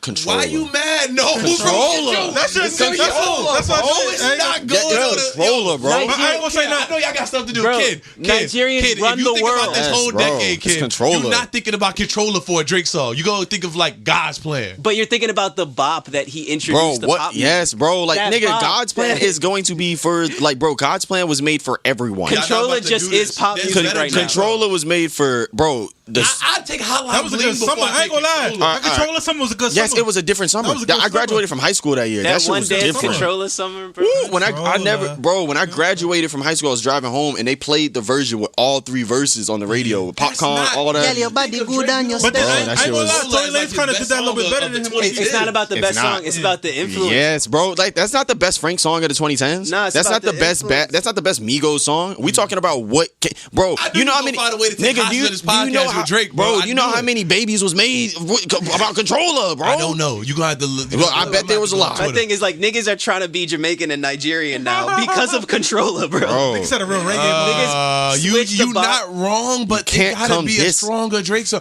Hold on, didn't we say Marvin's Room? I'm It going with Marvin's switched the Room. bop from 2-4 to 1-3. Nah, Like niggas wanted to be. We going Marvin's Room. Marvin's Okay, It's cool. all right. I'll go with Marvin's Room. I'll go. Okay. It's either that Controller or. I'm mad I gotta take Magnolia off for Marvin's Room. Bro, what do you I'ma remember mean? that. I'm gonna be bro? honest. Now that we get into it, I'm cool with taking Gummo off because we have. Yeah. Oh, no. No, we not do that. Hold up. I know which ones. I know what song we forgot. What? Father Stretch My Hands. I was about to say. Oh man, I forgot. No, but is it? Yeah. No, Yeah. it's hot. Yeah, no, it was more than hot. Does it It's still still go going. off in parties? Yes, and it's It still does. going. Still do. It's still going. but it's Do it like, go off like a? It go do it go off. off like everything else goes? It go off? off. It go off. It is. Yeah, I don't It know. go off. And you know why it go off? It go off because of Future, just because of that tag. Yeah. That tag you know, personified yep. the 2010s. It's cool. That's true. Yep. Well, can we talk about producers of the 2010s? I would love to. That shit easy. Everybody to produce for everybody, so that shit ain't even hard. Yeah, it really ain't. It's I one mean, of those like plug and play lists. Metro Bro. Boomin, Metro, this guy, yeah, that guy. yeah. Look, let's just say I'm saying for the ending half, Pierre was Yeah. king. Yeah. Pierre was Pierre king. won. Pierre changed it. Pierre, Metro Boomin. Who else? Lex Luger. We gotta put. We Early can put Lex 2010. Luger. If you got 808 Mafia. All of them niggas like Southside. Yeah. All them motherfuckers.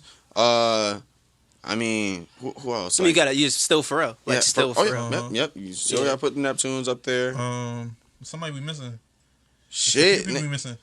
I mean, shit. Niggas may have to put Kanye West. I don't know. It's still How yeah. You not putting Kanye? He did Daytona and Kids See Ghosts. Yeah, He Kanye also West. gave Yo, everyone niggas- hits too. Yeah, this is true. Yeah. Slept on too. I'm gonna say Party Next Door. Yeah, Party Next Door at 40. Whoa. How y'all go? Nope. Go back one. Before we leave this top 10 songs, we got to still go back to the top 10 albums. But look, we didn't put Antidote up there, or we didn't put Pick Up the Phone. One of those songs got to go up in there potentially, or it got to be like I haven't Sicko seen mode, Antidote. Sicko mode over Sicko- both of those songs. Yeah, facts. Yep. Facts. Like Sicko mode Take over Gummo both of them. off there, bro. Nah, Like, bro, No, you you gotta can't take Gummo off. You but can't we take got Gummo off. hot nigga. Does Gummo exist without hot niggas? Bro, don't do that. Don't do that, bro. Gummo, bro. When that video first went viral, bro. Bro, that's the first time we seen that. Like, I mean, we But that knew. song- But now you That can't song even is play it wild. without niggas In looking at hindsight, you. listen to Niggas Gummo, that song iffy is- on But now you can't even play it. Got the sticky. I know. It's just- Yo, I'm not gonna lie. that shit type. Like, That shit type Sicko Mode ignition might be remix one right now. of the- Might be one of the first songs in a long time. Listen, it might be one of the first. Y'all funny. Look, it might be one of the first songs in a long time that either the DJ goes straight to the main part or they play the whole song. Yeah. Yeah, That shit straight out. Like, That's true. crazy. Man. Just that shit going hard. But now the energy is weird on it. There's a funk on it now. Bro, Like, because that's because he in this. Watch one. But you can't take away the music. I guarantee you, all the Like- is one hit song. Hold on, it's a funk on what? I saw a DJ played at a party the other day, and half the room was going crazy, and the other half was like, It's like I'm Like, telling you, it's it's a- ignition remix. You play that Ignition song, remix. yeah. You play that song now. There's gonna be the people that obviously gravitate towards, it, and then there's gonna be the people that in the back of their head thinking, "I can't listen." my to this. personal response was like, oh, damn. Like my response was like that shit hit my body, and then I was like, when he damn. come out in July, when he come out in June, July, It's when he over. come out and he drop that little hit, It's over. and what's gonna happen, bro? Because his lawyer said that he's continuing his career as soon as he leaves. All Like, right, I feel that, but I really want to square this away so we get back to the albums. Look, I'm not gonna lie. Sicko Mode. Sycamore gotta be there. Gotta be honest. Can we just put it as an honorable mention? No. No, Because it just nah. because it Bro. hasn't been out long enough for us. Bro, It changed the structure of music. Sicko Mode, Like- Sicko Mode is a song with 3 beat switches that went number 1. Yeah, I can't ignore that, Bro, It is like- it defines the streaming generation. Like, Facts, 100%. your attention spans are short, and here is the perfect, Yes, you got 3 like- songs, and then fucking what you call it, Astro World, bro. Most of the But the main part of Sicko Mode kind of is okay. The main part, the Travis Scott part, is very like we it's all for know white people. we all know that, bro. You're right. The But, second half for black but we people. all know and It's that. a black list. This is a sponsored black but list. I'm talking about It's Sicko sponsored by Mode. Bevel. This list. Shout out my nigga Tristan Walker. Okay, that's a major key. I mean, I don't know, bro. Like, but you gotta remember how Hold old up. I am too. What year we just disrespected somebody? And I got an easy question for y'all. What year did I'm on one come out? Oh, 2011. 2011. Y'all better back No, wait a second. Wait a second. No, that's back it up. I was thinking Khaled too. Yeah, Like, better back it up. Marvin's Room? I I don't know. You think Marbles with Wolf? You better back it up. I don't know, bro. Is that the biggest Khaled anthem? I told niggas that That's a hook. That may be hook of the decade type shit, bro. Yo, that Lil Wayne verse is one of the top 10 verses Yeah. of the decade. Right. Yes. Everybody rapped that verse in the club. What about Stay Scheming? Like, what is... It was this hot, but it didn't hit. I'm on one is that, bro. M1 is the one. That nigga was, bro. That's when Drake was drinking lean. Drake was a different You see Miami Drake, yo. Jay first took that. I'm gonna tell you why. I'm gonna tell you why I'm on one works because it's got so many artists on it. Yeah. It just fits for our narrative we pushing. Yes. All right. So these albums, real quick. What do we Let's knock take out off? these albums. Hold up. So look. So this is the final list. So it's Gummo, Devil in a New Dress, Work Remix, Finito, Hot Nigga, I'm on one, Bad and Bougie, March Madness, Niggas in Paris, Father Stretch My Hands. I think I'm being New York biased by having Work Remix Yeah, on there. I I think think that's Work just Remix. us. I ain't biased. That's nigga. my personal That's not list. biased. Yo, bro, I'm not gonna lie. That's not biased. You hear that ASAP Ferg? That's That's all over the world. Bruh. It went all over the world. Bro, he What can about still Shallow? tour off that song right now, He can bro. tore off that one song. Right now, bro. That's kind of like it's every time. I ain't gonna lie. Only thing that's debatable, it feel a little Kanye heavy. I'll be real with you, It feel a bro. little Yeezy heavy. I'll be real with you, bro. I'm putting Peso over Work. Peso was No. All right, now you're being That's like the delusional. video. I feel like the video. All right. It's chill, no worries. It's chill. Now we're gonna move on, and now we just gotta get back to the albums. All right. So this what I wrote down, but this ain't perfect. So right now we got DS2. Okay. have to. Bomb. We got Nothing Was the Same. We got To Pimp a Butterfly. Yeah. Yep. We got Blonde. Yes. We got My Beautiful Dark Twisted Fantasy. Of course. Wait, Numero don't say uno. nothing. Yeah. Drop two of those for that. Man, you know what I'm saying? 1, 2, 3, 4. All right. Okay. And then the one that I didn't say, because I said 6. But this is where we get to the weird part. Okay. Number 7, Teflon Don. It's there. It's nice. It's good. It's a good piece of work. I ain't gonna lie. I listened to I was listening to some shit the other day with. But Ross put a lot of albums out this year. Bro, He put out. I mean, this decade he put out albums that was only for like Miami. Then he put out albums that was only like he tried to make like his perfect and he failed. He tried to hit that point again. But With God Forgives I Don't. That was a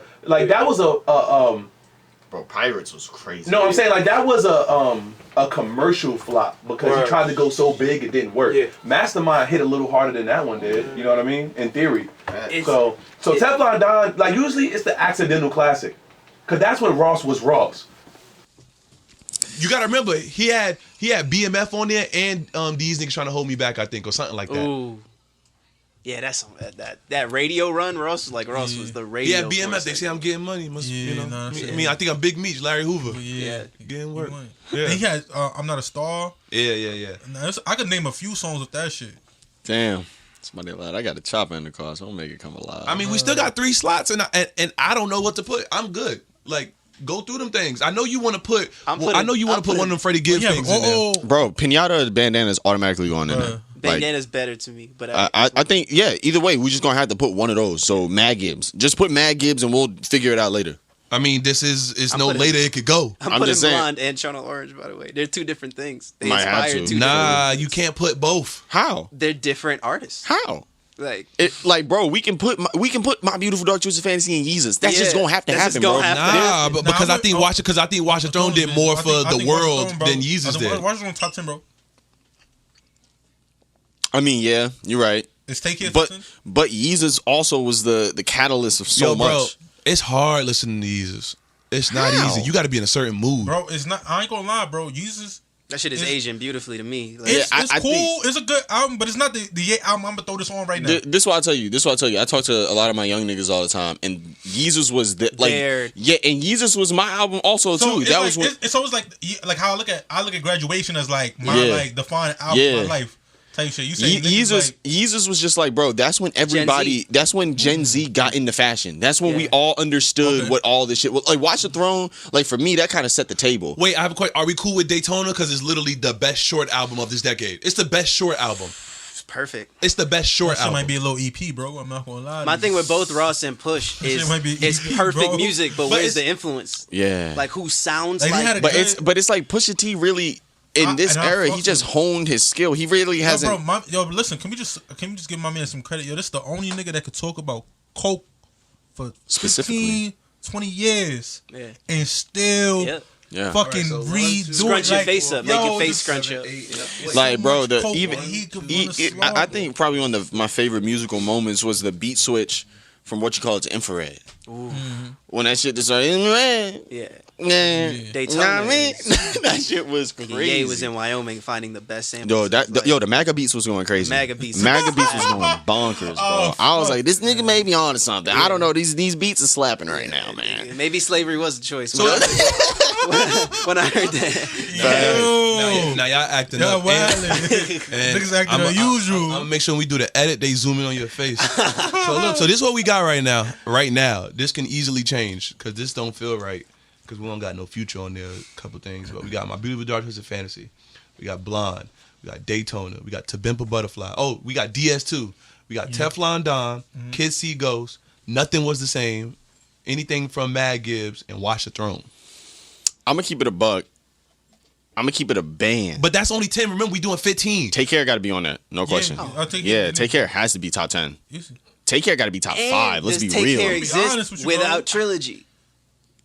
Nah, No, It six songs. doesn't. It's 6 songs. It's Wait, 6 we songs. just did a 10 and we just put Nothing Was the Same. Nigga, Take Care has to be on there too. What are you talking about? No. Yes, Bro, nigga. then, okay, I'm gonna be real. Then Take Nothing Was the Same off Yeah, and put Take Care on. Take Nothing Was the Then take it off. Now then. y'all was I ain't gonna lie. When I said They Take just Care, made a you bro, just bro, yo, Because we're when talking I'm- about influence. Wait, hold on, wait. We talking about influence. Y'all was jacking up over the I same, always bro. ask Chris this. Do you know what you're doing right now? My nigga, you podcasting. Nothing you Was the literally Same. just Is said the 20 minutes ago. Nothing Was the Same is the best Drake album. Yeah. But So it's take, going on the top but 10 Take list. Care is the most influential. Yes, Take Care was the bigger moment. Take Care, like, bro, it's just Take Care is his. It's the more Modern definitive. music sounds like Take Care. Yes, Modern it's the more music definitive. doesn't But sound like on Nothing if you Was the think Same. if you're talking about Drake, Nothing Was the Same as his best album. Yes. It's just like we're talking about like conciseness and all that shit. But bro, Yo, Take bro, Care just has to alright, be there. It's number 11.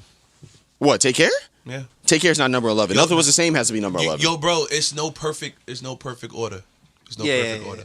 All right. There's no Okay. perfect order. So, I just. It's, all right, so tell me the last 5 that's in the 15. That makes up 15 so we could be done. Nothing was, Take Care. Are y'all gonna put that Tyler album up there or no? No? Which one? I'm not ready to put a Tyler album. Yeah. All right, no one's ready to put Tyler. Is there anything else from Future we gonna put up there? No. Are we gonna put anything from Young Thug up there? No. Not one project, sadly. Are we gonna put Damn, so then it's just an honorable mention with Take Care then. I think we locked in because everybody brain cramp. Honorable mention. All right, cool. Honorable Is mention. there an artist that we feel like is missing from this situation? I feel like there Is Kendrick on? Yeah, Kendrick, yeah, To Pimp a Butterfly. Kendrick. Yeah. If we go, Is we missing an art? Like we missing something?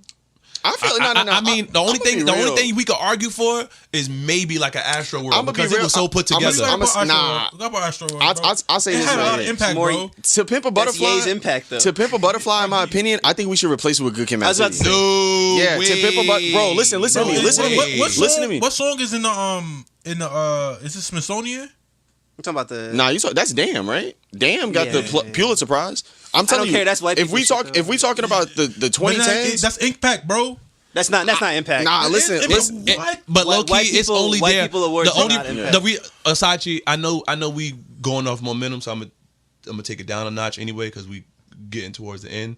Honestly, the only reason why To Pimp a Butterfly goes up there, Chris, is because the Tupac outro. I don't think there was nothing more surreal. My thing listening with to Pimp a Butterfly is an that artist. he just took the Black Messiah aesthetic. Yeah. and So style. real quick, Like, Julio, it's funny, we always do this. You probably don't listen to every podcast, but I'd be like, Julia, if you're listening, but you're right here. So Julia, basically on Kendrick's album To Pimp a Butterfly, the outro, he's reading poetry and he's just talking about how like black people are trying to like get better and what's gonna happen with like the youth revolting against like cops in the system. And he found a old Tupac interview that like probably anyone never heard. Like it was unearthed. And he used it like he was interviewing Tupac on the outro of the song. And because you never heard it, you would have thought he really went to the gates of heaven to go talk to Tupac. And then the last question he asks, it doesn't get answered. But Tupac kind of like speaks towards some things that actually happened. So Tupac says in the piece that he thinks that people are going to stop talking so much and they're going to be a lot more proactive, and just that, you know, he feels like young black males, they only have a certain amount of years to be aggressive.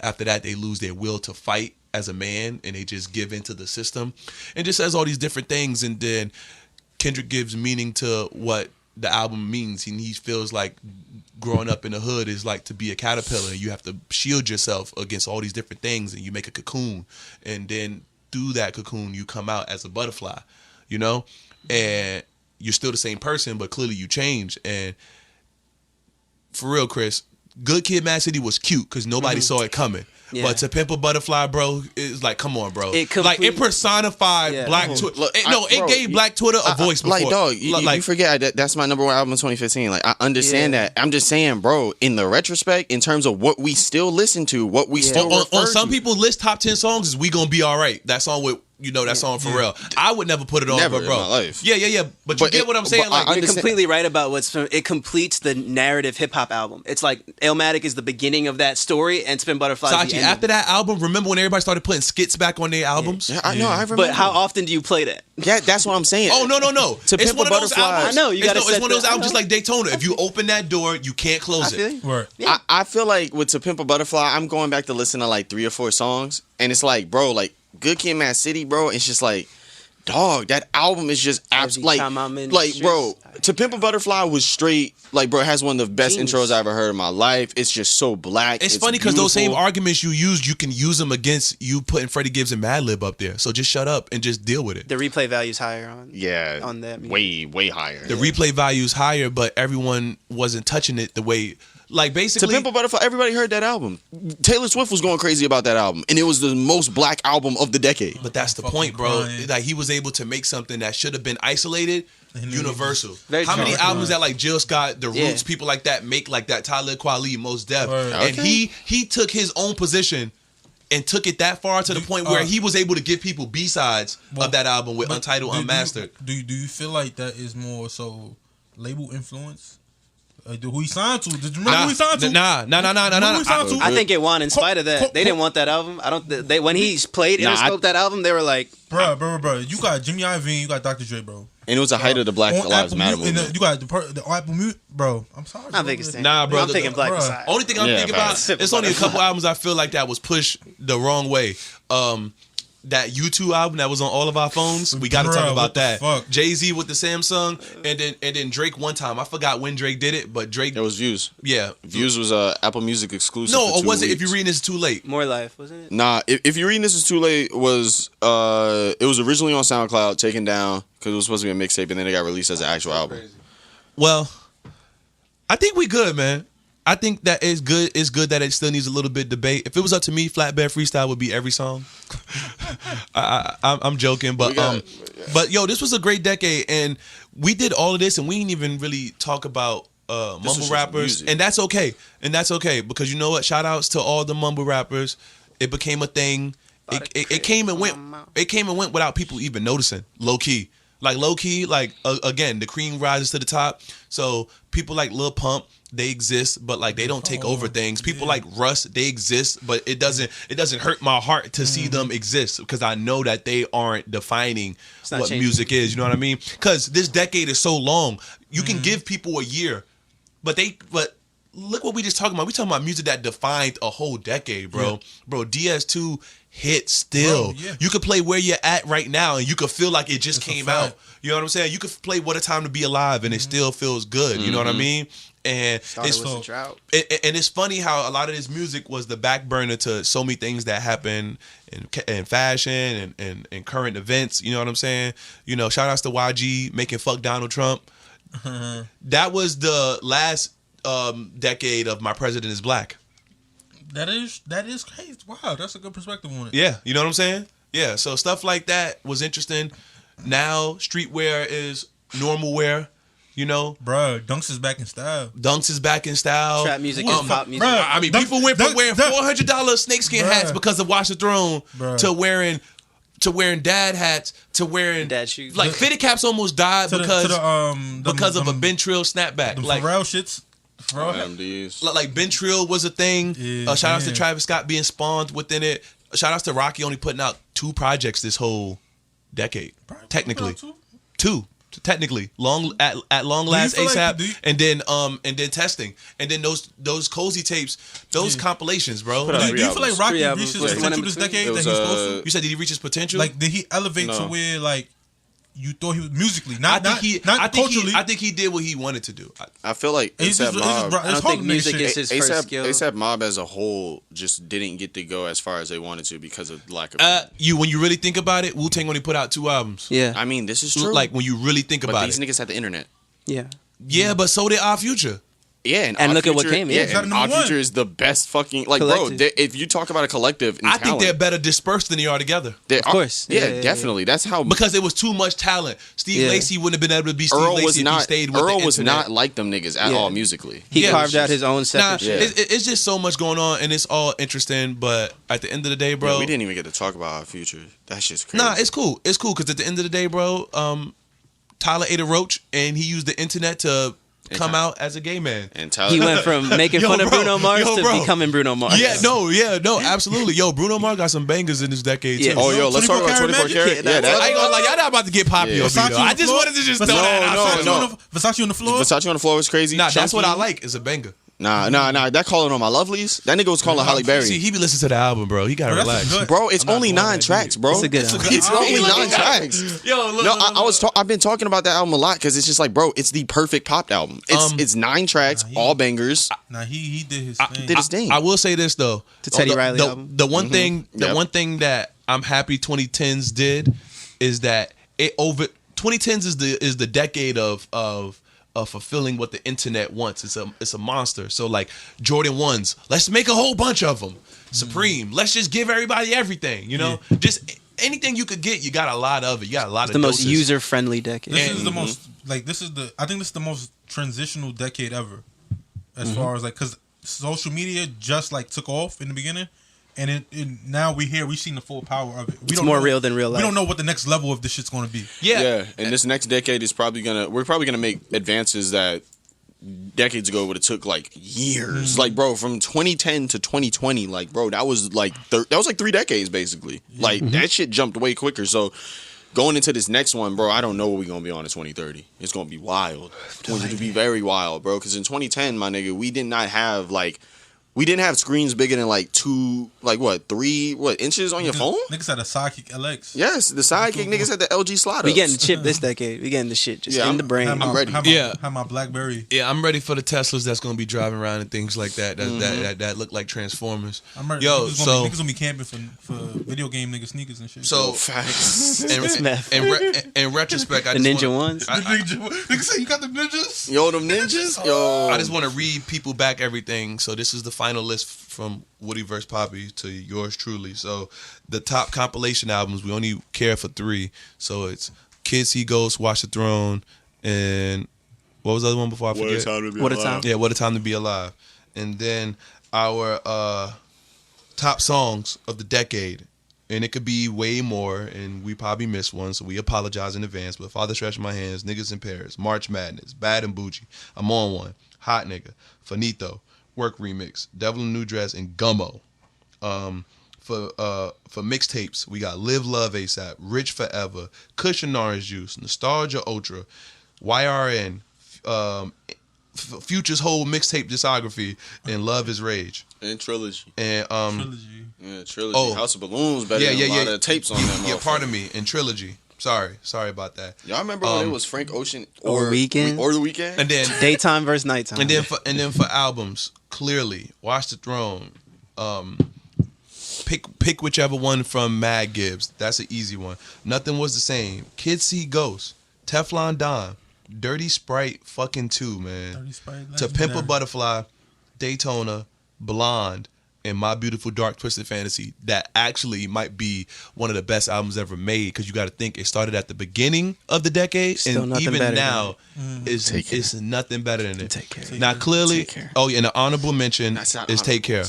It is an honorable mention, bro. You gotta just deal with that. I'm glad we weren't like with this like we were kind of like we weren't influenced by like people passing away or like taking. Yeah. Oh yeah. Nah. We was really fair. But that's why we Woody versus Papi, because this whole decade, all we've been doing is putting out content that's really for the viewers and the listeners. Yeah. We're not bought. We had sponsorships at one point, but there's no reason to have that, because you got to have your own voice. Shout outs to every other podcast that exists. but we're not them. I'm not saying nothing about Nipsey Hussle that I wouldn't have said 5 years ago. And I listened to Nipsey Hussle. Yeah. You know what I'm saying? I love Dom Kennedy. Dom Kennedy was another artist that Currency and Wiz Khalifa, like that whole tutelage helped me listen to.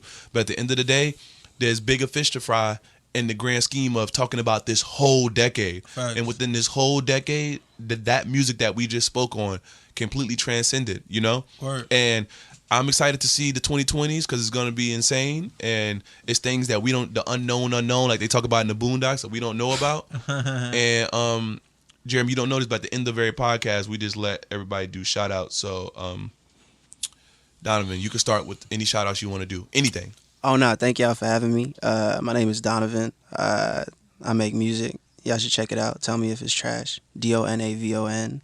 My project is called Bad Mind. That's all I got. Shit, man. Shout out to Have Me. Shout out to Ish. Shout out to Have Me, bro. I've been trying to do this for a little minute. I've been telling Ish, like, yo, I need to go on. Same, bro. Shit. I just do, right now I'm a video producer. Shit. Nothing else. Nothing special. I'm just a regular nigga from Harlem. Got you. I don't know. I just want to shout out the podcast. Like, this is the first thing that I ever did that saw like my hard work and shit come to fruition. Like, you know what I mean? I started this podcast with Woody when I was like 16 years old. Cue the Big Brother third verse or second verse right now. You know, this shit started, bro, with me in my room and me and him on Skype recording. You know what I mean? In 2015. First episode was when Yams died. Yeah. So it's like, to be here now, living in New York, doing this shit at the level that we're doing and everything, I just want to say thank you, Woody, for, you know what I mean, changing my life completely. And just thank you to all the listeners that kept on supporting us throughout all the years, saw us go through all of these levels of life and shit, saw me grow up, saw Woody, you know what I mean, turn up into this, you know, Facts. super Megatron type dude now. He a real one. Yeah. I ain't gonna lie. Yo, I know a lot of niggas, bro. Yeah. I know a lot of, yo, bruh. I saw this shit bro, when I got out of college, there's a lot of niggas I hit up, but yo, I'm trying to do with X, Y, and Z. He probably the only one that said, yo, I got you, I figured some shit out for you, bro. Mm-hmm. Dad be like, yo, hit me like, yo, don't think I forgot about you, boom, boom, boom. I'm real shit. To this day, I respect that shit, 100%.